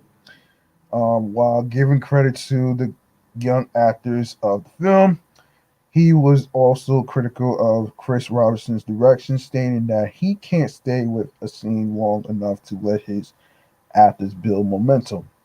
At the Atlanta Journal Constitution, Bob Longino um, provided a negative review of the movie, pointing it out as boring, uninteresting, and slow. Longino said that T.I. and Big Boy's performances improved as the film progressed, and that there were a few laugh out loud comedic co- moments in the film. Well, okay. Of course, Chris Robinson won for Best Hip Hop Movie for the BET Hip Hop Awards, and he was nominated along with Tina Gordon Chisholm for Outstanding Achievement in Directing and Outstanding Achievement in Screenwriting. Of course, 2006 Black Movie Awards, Outstanding Motion Picture, Dallas Austin, Jody Jerson, James Lattiser, Will Smith, Tion T-Boz Watkins nominated, of course. Uh, Outstanding performance by an actress in a supporting role, Lauren London. Black Reel Awards, NAACP Image Awards, Best Director, Best Screenplay, Original or Adapted, Outstanding Directing in a Feature Film, uh, Television Movie. Um, Chris Robinson and Tina Gordon Chisholm all got nominated. Um, oh boy. So that was ATL for you. So we're gonna go to Hustle and Flow. One of my favorite movies that I always wanted to review actually on this show. Um, and it's pretty interesting to actually say. Um, I did watch it a couple of times, so I kind of know. So Hustle and Flow is a 2005 American drama film written and directed by Craig Brewer and produced by the late John Singleton. SIP to him and Stephanie Elaine. I didn't even know John Witherspoon. No, not John Witherspoon. I didn't even know John Singleton produced this movie. Interesting. It stars Terrence Howard as a Memphis hustler and pimp who faces his aspiration to become a rapper. It also stars Anthony Anderson, Haystack, Taryn Manning, Taraji P. Henson, Paula J. Parker, Elise Neal, DJ Qualls, and Ludacris. Yes. Of course, House and Flow was released in the United States on July 22nd by Paramount Pictures. It received positive reviews from critics, with praise directed at the performances, particularly those of Howard and Henson, Brewer's script and direction, and the soundtrack. It was also a commercial success, grossing $23.5 million against a budget of $2.8 million.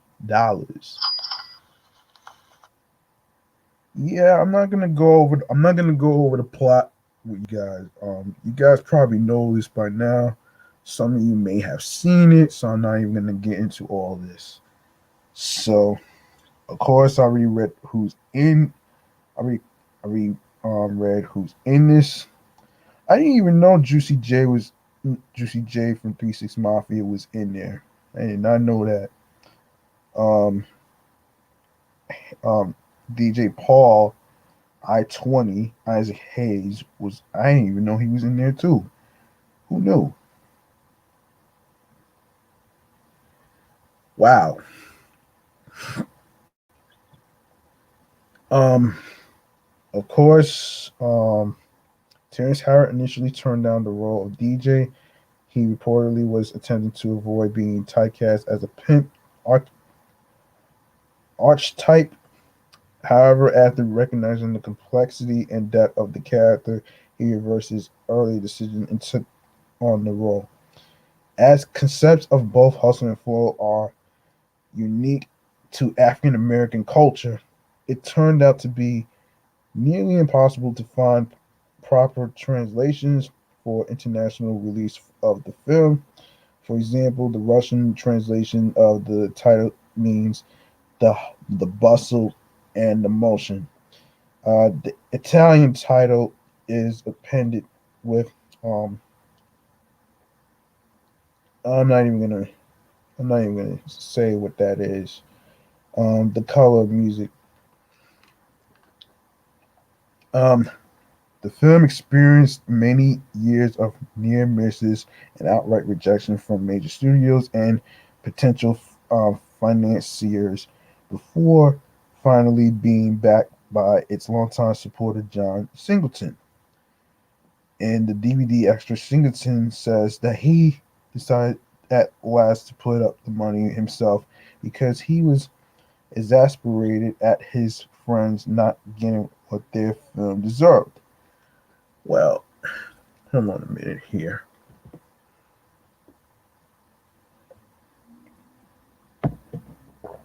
Uh,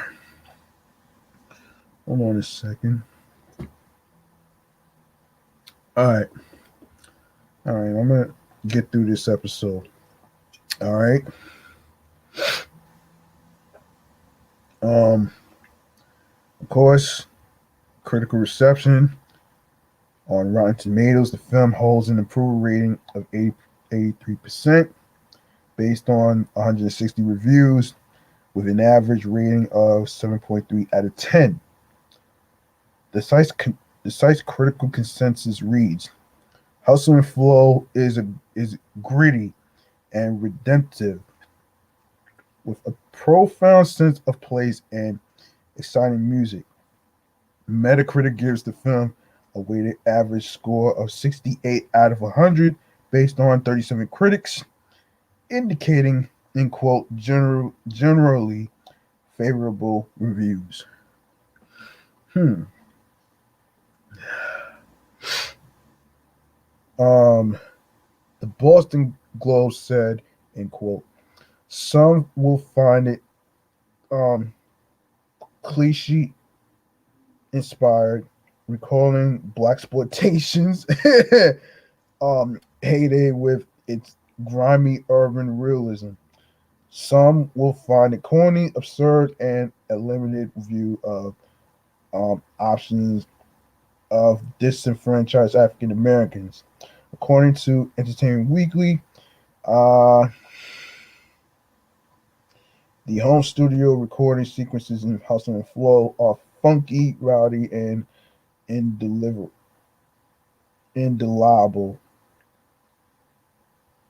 Um, Brewer gives us the pleasure of watching characters create music from the ground up. Now we go to the awards and stuff, right? Academy Awards, Best Actor in the Leading Role, Terrence Howard was nominated. Best Original Song, Jordan Houston, Cedric Coleman, and Paul and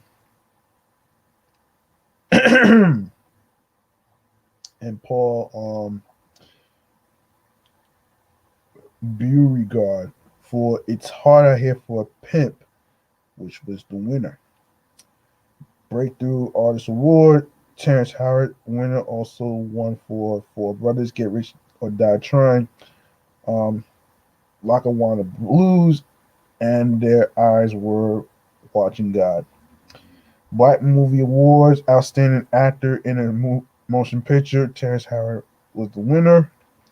Outstanding Performances by an Actress in the Supporting Role, to Roger P. Henson, the winner. Outstanding Performance by an Actor in a Supporting Role, Anthony Anderson. Outstanding Motion Picture nominated, Black Reel Awards, Best Actor, Terrence Howard. Best Supporting Actress, Taraji P. Henson, winner. Best Original Soundtrack, winner. Best Film nominated. Best Supporting Actor, Anthony Anderson. Best Ensemble nominated, Broadcast Film Critics Association Awards. Best Actor nominated, Terrence Howard. Best Song, Terrence Howard for Hustle and Flow, winner.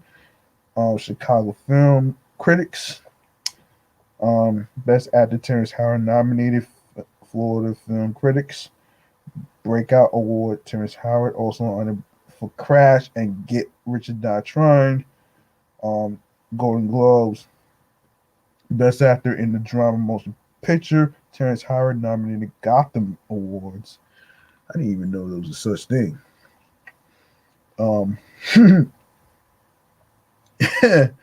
Breakthrough Actor, Terrence Howard nominated Image Awards. Outstanding Motion Picture nominated. Outstanding Actor in a Motion Picture, Terrence Howard nominated. Outstanding Supporting Actress in a Motion Picture, Taraji P. Henson nominated. Elise Neal nominated as well. Of course, Anthony Anderson nominated for Outstanding Supporting Actor in a Motion Picture, MTV Movie Awards. And of course, breakthrough performances, um, Best Kiss, Taraji P. Henson got nominated for both. Best Performance, Terrence Howard nominated Screen Actors Guild Award. Um, Outstanding Performance by a Cast in the Motion Picture, Sundance Film Festival. Audience Award, Dramatic Craig Brewer is the winner. Excellence in Cinematography Award, Dramatic Amelia Vincent Teen Choice Award. Of course, Choice Drama Movie Actor Terrence Howard, of course, nominated as well. So yeah, there you have it. That was Hustle and Flow. Our last and final movie of this episode is Crash. All right. So, Crash is a 2004 crime drama film produced, directed, and co-written by Paul Haggis. Haggis, actually. A self-described passion piece for Haggis, the film features racial and social tensions in Los Angeles and was inspired by a real-life incident in which his Porsche was carjacked in 1991 outside a video store on Wilshire Boulevard. The film features an ensemble cast including Sandra Bullock, Don Cheadle, who also produced the film, Matt Damon, Jennifer Esposito, William Fichtner, Brandon Fraser, Terrence Howard, Ludacris, um, Tandy Wee Newton, Michael Pena, and Ryan Phillippe. Okay. And of course, Lawrence Tate was in there too. Um, so, so Crash first premiered at the 2004 Toronto International Film Festival on September 10th, 2004, before it was released in theaters on May 6, 2005 by Lionsgate Films. The film received positive reviews from critics who praised the direction, screenplay, performances, but aren't, um, excuse me, polarized responses for what some saw as a simplistic and unsubtle depiction and portrayal of race relations. Well, not sure about that one right there. I'm not sure about that one right there. But anyway. Anyway. Um the film was a success at the box office, earning $98.4 million worldwide against its $6.5 million budget. Um, okay. The film earned several accolades and nominations. Um, Dylan was particularly praised for his performance and received nominations for Best Supporting Actor from the Academy Awards, BAFTA, Golden Globes, and Screen Actors Guild Award.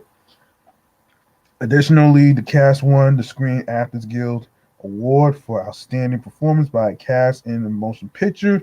The film received 6 Academy Award nominations and controversially won 3 for the Best Picture, Best Original Screenplay, and Best Film Editing at the 78th Academy Awards.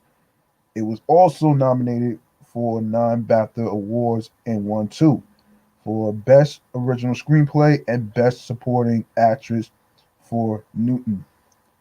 Um, okay, okay, there you have it. Let me see. Um, um, yeah, I'll get to the comments and something live after I review this last movie. So don't worry about that. Um, of course, we go to the box office in reception.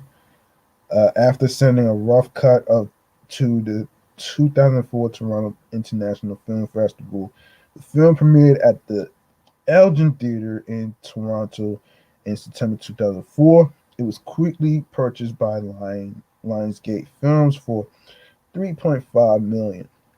Crash had a wide release on May 6, 2005. Um, and was a box office success in the late spring of 2005. The film had a budget of 6.5 million plus 1 million in financing.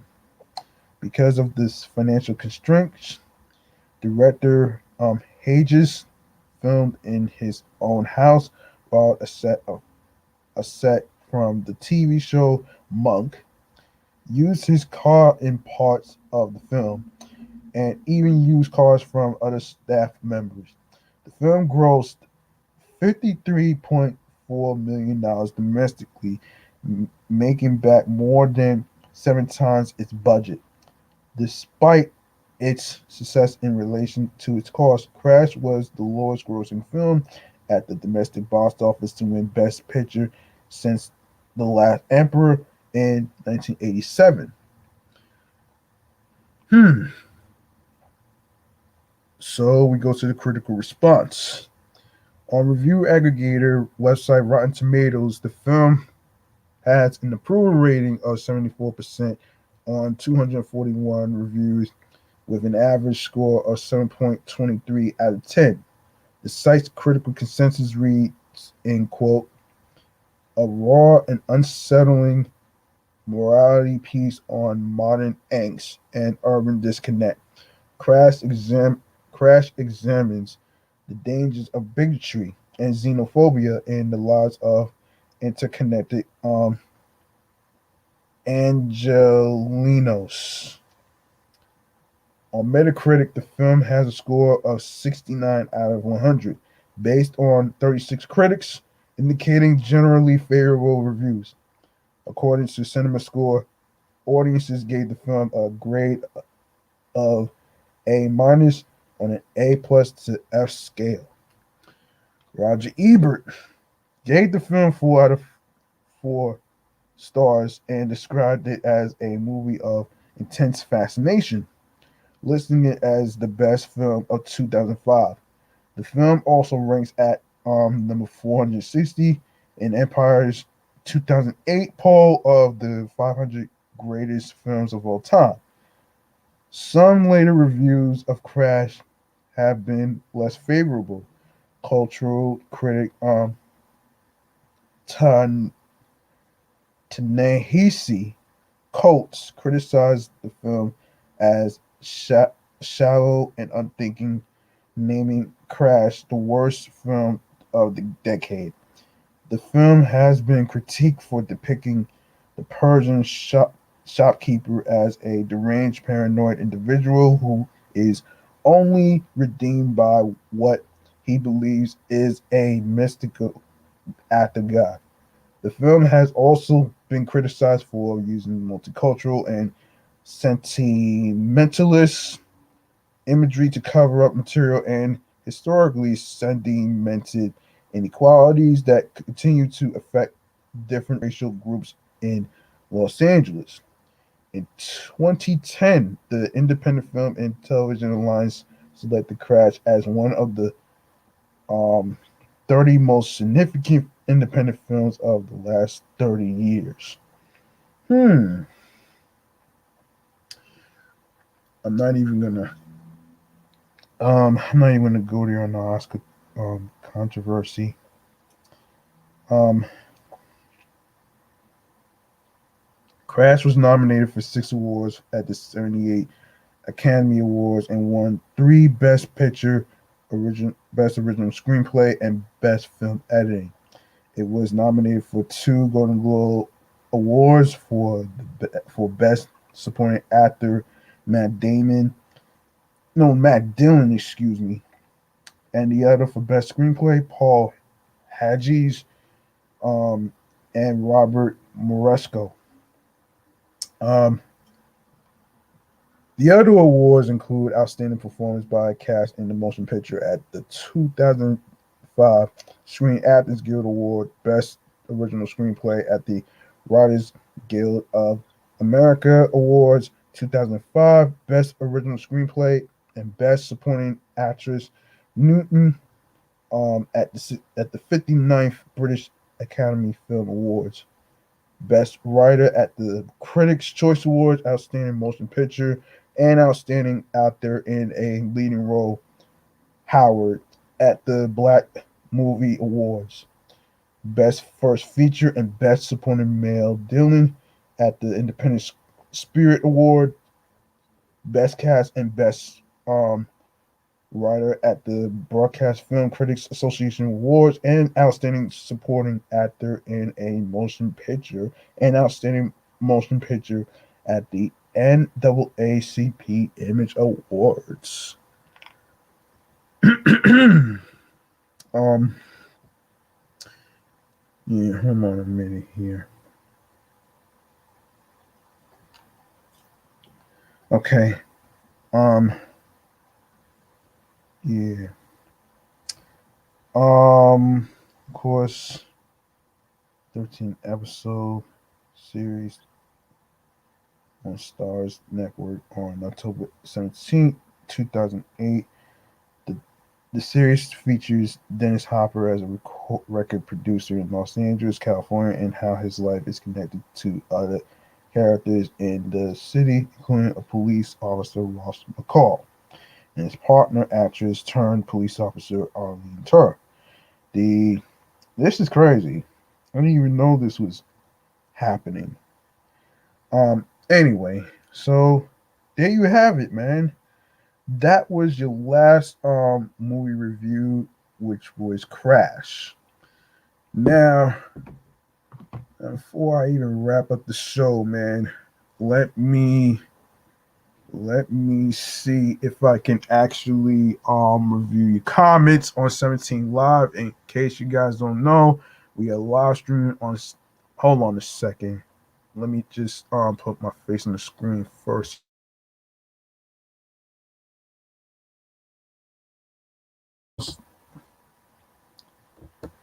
Let me just put my face on here. Sorry about the mute button here. Um, yeah. So, um, listen. In case you guys don't know, we are live streaming, live and direct, not just on StreamYard and YouTube. I'm also live streaming on 17 Live, which is another app that that I was put onto, and I already have an account with them already. So um, I am going to look at the comments on there before I wrap up the show. So I hope you guys actually enjoyed episode 27 of the episode titled Atlanta Vibe Chronicles. Um, and there you have it. So I'm gonna go over the comments right now. So let me just take myself off screen. Here we go. All right. Hold on a second. Um, hang on. Let me put this on. Okay, I'm gonna go over your comments right now. Just give me a sec. Um, all right. All right, let's see who we got here. Oh, Poodle. Hey, welcome to the live stream. Thank you very much for coming in and sending me your snack. Appreciate you. I ain't going to poke you right now. I'm gonna poke you. Actually, let me just see. Um, yeah, I'm gonna follow you right there. Who else came in? Who else came in? Um, Pilla Carmino 3. Hi, thank you for joining. Thank you for joining the live stream. Um, and who else came in? I can't read what your I can't read your I can't read who you are. It's in symbols, so I can't really read that. So whoever you are, thank you for joining. Um, and this is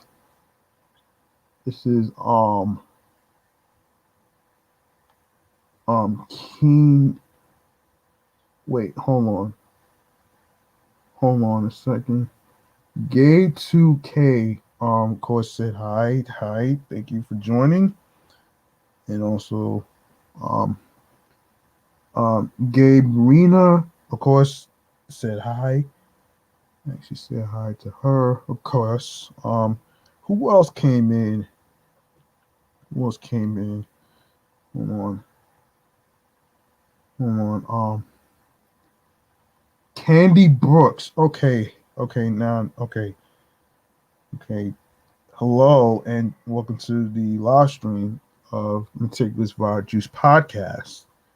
Um, Thank you for watching me in action, and of course, appreciate every single one of you who came in to watch me in action. Who else? Echo. Hey, hey, hey, and thank you for vibing. Thank you for the vibing. Thank you for the snack. Appreciate you. Appreciate you. Who else came in? And I think that's about it. And she says she's sending love and hi, Amar. Yes, yes, we do need some positive energy around here. After we do need some positive energy in our lives and stuff, man. Especially with all the stuff that I've been through, especially with the most recent injury, which I'm not gonna get into, but as long as I'm alive and I'm trying to create more content, I'm going to do the best I can to actually create more content for you guys, especially set up the schedule on 17 Live. And when the next time I'm going to do it, I am going to be back on here tomorrow at 6, um, which will be for my other show, Excellent Fun Vibrant Podcast. And I'm sorry if I haven't been able to let me just put myself back here. And I'm sorry if I haven't had a chance to record yesterday. Wanted to make sure that my injury to my left shoulder is fully healed, and you know the rest. Anyway, man, listen. Um, you guys, like what you heard in today's episode 27 or any previous episodes, go show some love by making a charitable donation to my Cash App, which is $G Money Stacks 555. That's capital G, lowercase MONEY, capital S, lowercase TACKZ 555. All right. Um, it's not about having a lot of money and breaking the bank, folks. Um it's all about doing the best you can on whatever amount you decide to put in. And also whatever amount you put will be appreciated. Don't you worry about whether it's less or or whatever amount you want to put. You will get recognized for the contributions to support the show that I'm doing, which is Meticulous Rogers podcast, and along with other shows that I'm actually recording as well. So all that's going towards um my Cash App. All right. I don't want anybody to get confused because I don't want anybody getting confused because you know the shows that I am doing, I'm trying to grow them. You know what I'm saying? Just to get a better understanding to you guys that's listening and watching. In case you're wondering, this is basically to show support to not only Meticulous Vibe Juice podcast and my third show, Excellent Fun Vibrant podcast, but also my primary number one show, which is reaching the 1 year anniversary, which is Off the Meat Rack Chains New York podcast, which I can't wait to celebrate that. Um, this is probably like the best way to end the year with two celebrations, one this month and the other one in December. So, you know what I'm saying? I mean, whoever thought that I was gonna be able to make it this far, man? And I was like, you know what? Let me just give this podcast and shit a try, man. And I knew I was gonna be able to make it more than being a radio personality. And I'm not knocking everybody that's doing radio personality, but sometimes, you know, having an internship to radio stations and stuff like that is not always guaranteed. So I decided to create my own opportunity, and look at me now. And I'm actually here now. So I gotta give it up for myself right here. I'm proud.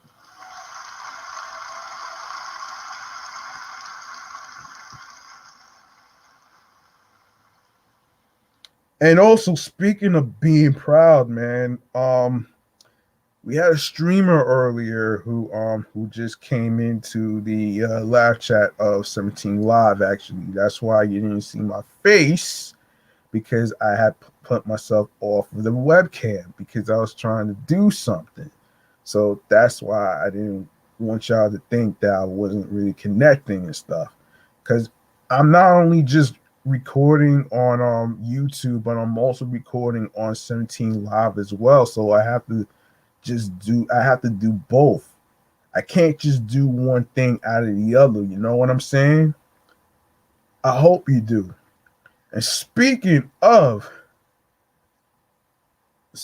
which, you can find and follow Meticulous Vibe Juice podcast on Instagram, alongside with my other shows, which is Excellent Fun Vibrant podcast, and my number one primary handle that's reaching the 1 year anniversary, Off the Meat Rack Chains New York podcast. Also on Facebook and Instagram. Plus my primary handle on the gram, which is G Money Stacks 555 in Queens, New York. Also follow me at 17 Live at G Money Stacks, Queens, New York, so you can watch me in action. That way I could be able to get to your comments, of course. And I do appreciate your comments on there. And and of course, and of course, the moment that you've been waiting for is where you can listen and stream and watch on the go. So, where you can listen to Meticulous Vibe Juice podcast episodes, you ask? You could find the show on Anchor, Audacity, Audible, Amazon Music, Breaker, Castbox FM, Deezer, Listen Notes, Podchaser, Podfriend. Don't forget to leave a 5-star rating on Podchaser and Podfriend links. Um, we are on Pocket Cast, Player FM, Podcast Addict. We are on Reason FM, Stitcher, Spotify, TuneIn. Of course, don't forget we are on Google Podcasts, iHeartRadio, the number one app for music, radio, and podcasts. And last but not least, the YouTube.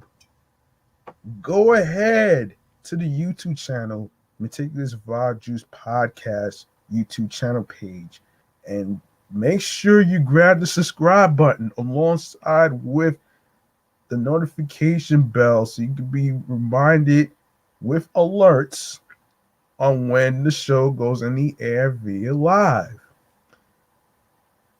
and live stream. Plus, make sure you leave a like and a comment alongside with the topics that was discussed, along with the reviews that we talking about here. Uh, of course, stay tuned for more video content, upcoming episodes, previous episodes, of course, that was recorded will automatically be uploaded and posted to the YouTube channel page.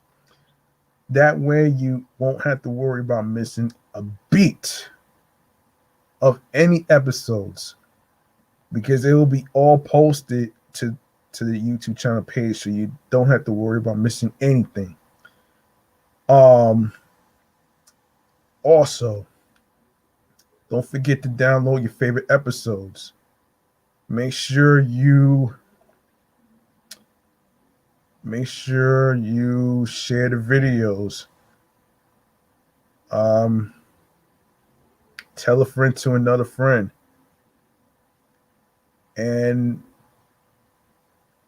also, please make sure you share the podcast along with audio streaming platforms alongside with the link that says Linktree/Meticulous Vibe Juice Podcast, which is going to give you a list of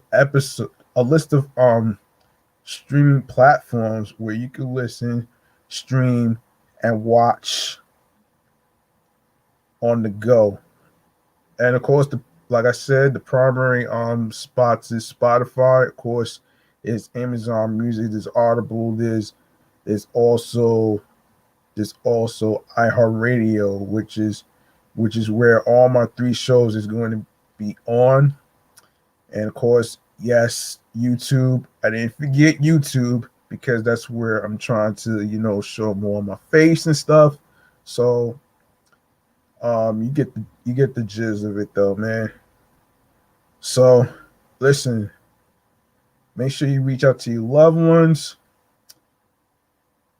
as far as how they're doing mentally, physically, spiritually, which is of course mental health check-in. They might be fine on the outside, but on the inside they are not. So you don't gotta wait till every year of May for mental health awareness. You don't have to do that. Because at the end of the day, when you reach out and take a risk, you are going to get rewarded. Um, and like I always say, um, there is no good time to reach out to somebody. You can't put a time frame on everything.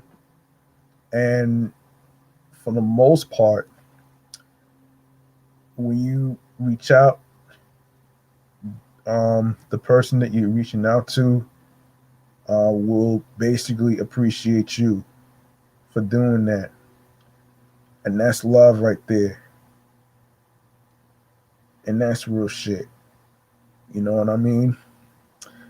Um, and also, if you have a dream of being a podcaster, host, and you would like to create a show like I'm doing right now with three podcast shows under my belt, listen, um, here's some tips that you're gonna need when it comes to starting a podcast. All right, you need headphones.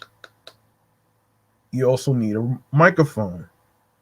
It doesn't have to be too expensive. All right, I don't I don't want people to think that you have to waste a lot of money on expensive. Of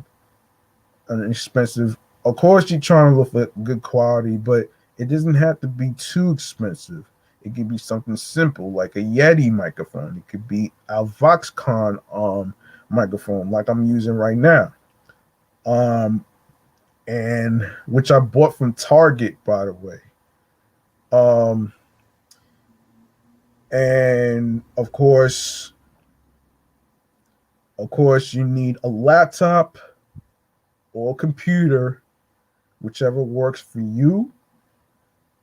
Make sure you have a software to record your audio recordings. Of course, you're gonna need a software to support your YouTube channel, which I'm gonna recommend StreamYard.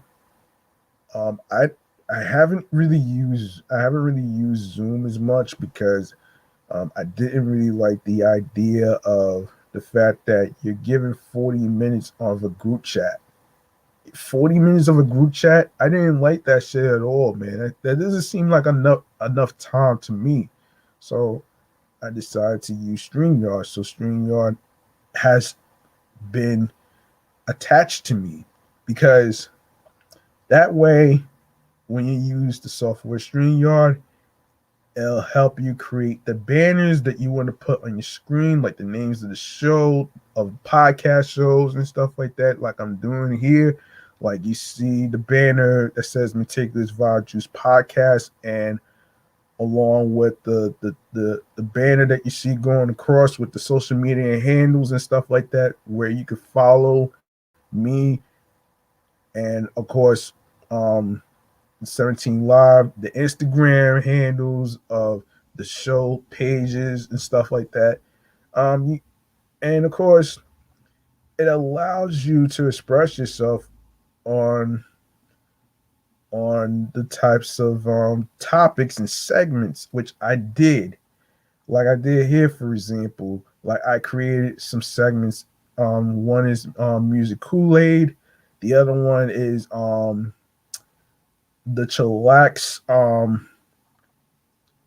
the chillax man cave um movie lounge. Of course, this is about the TV and the movie segment and stuff. Um, and I also I also created a segment in regards to the people in the gaming community as far as video games.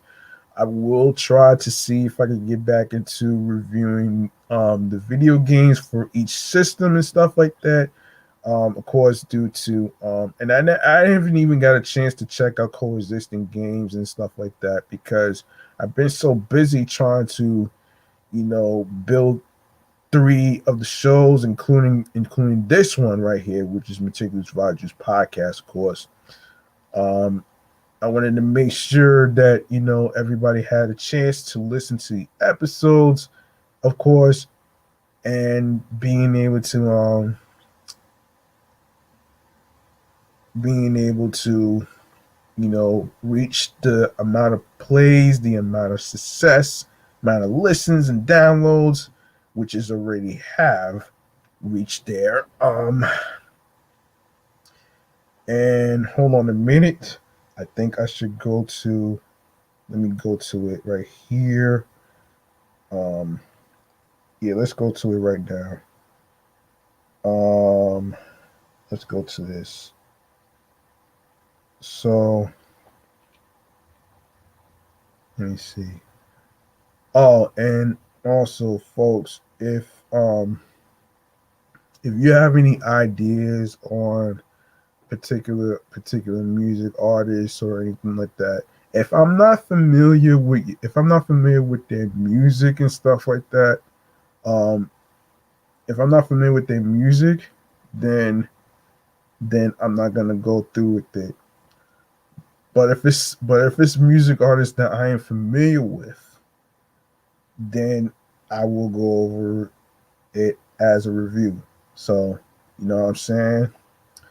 Um, we're going to actually, I'm actually going to take a look at this right now.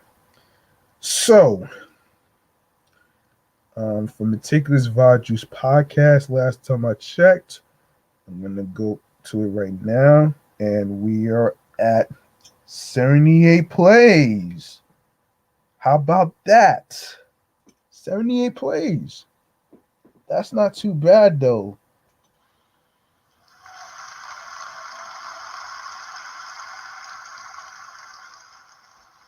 And I appreciate every single one of you who took the time and took a chance on me by listening to the episodes, hearing me out, and it really, really, really means a lot to me, though.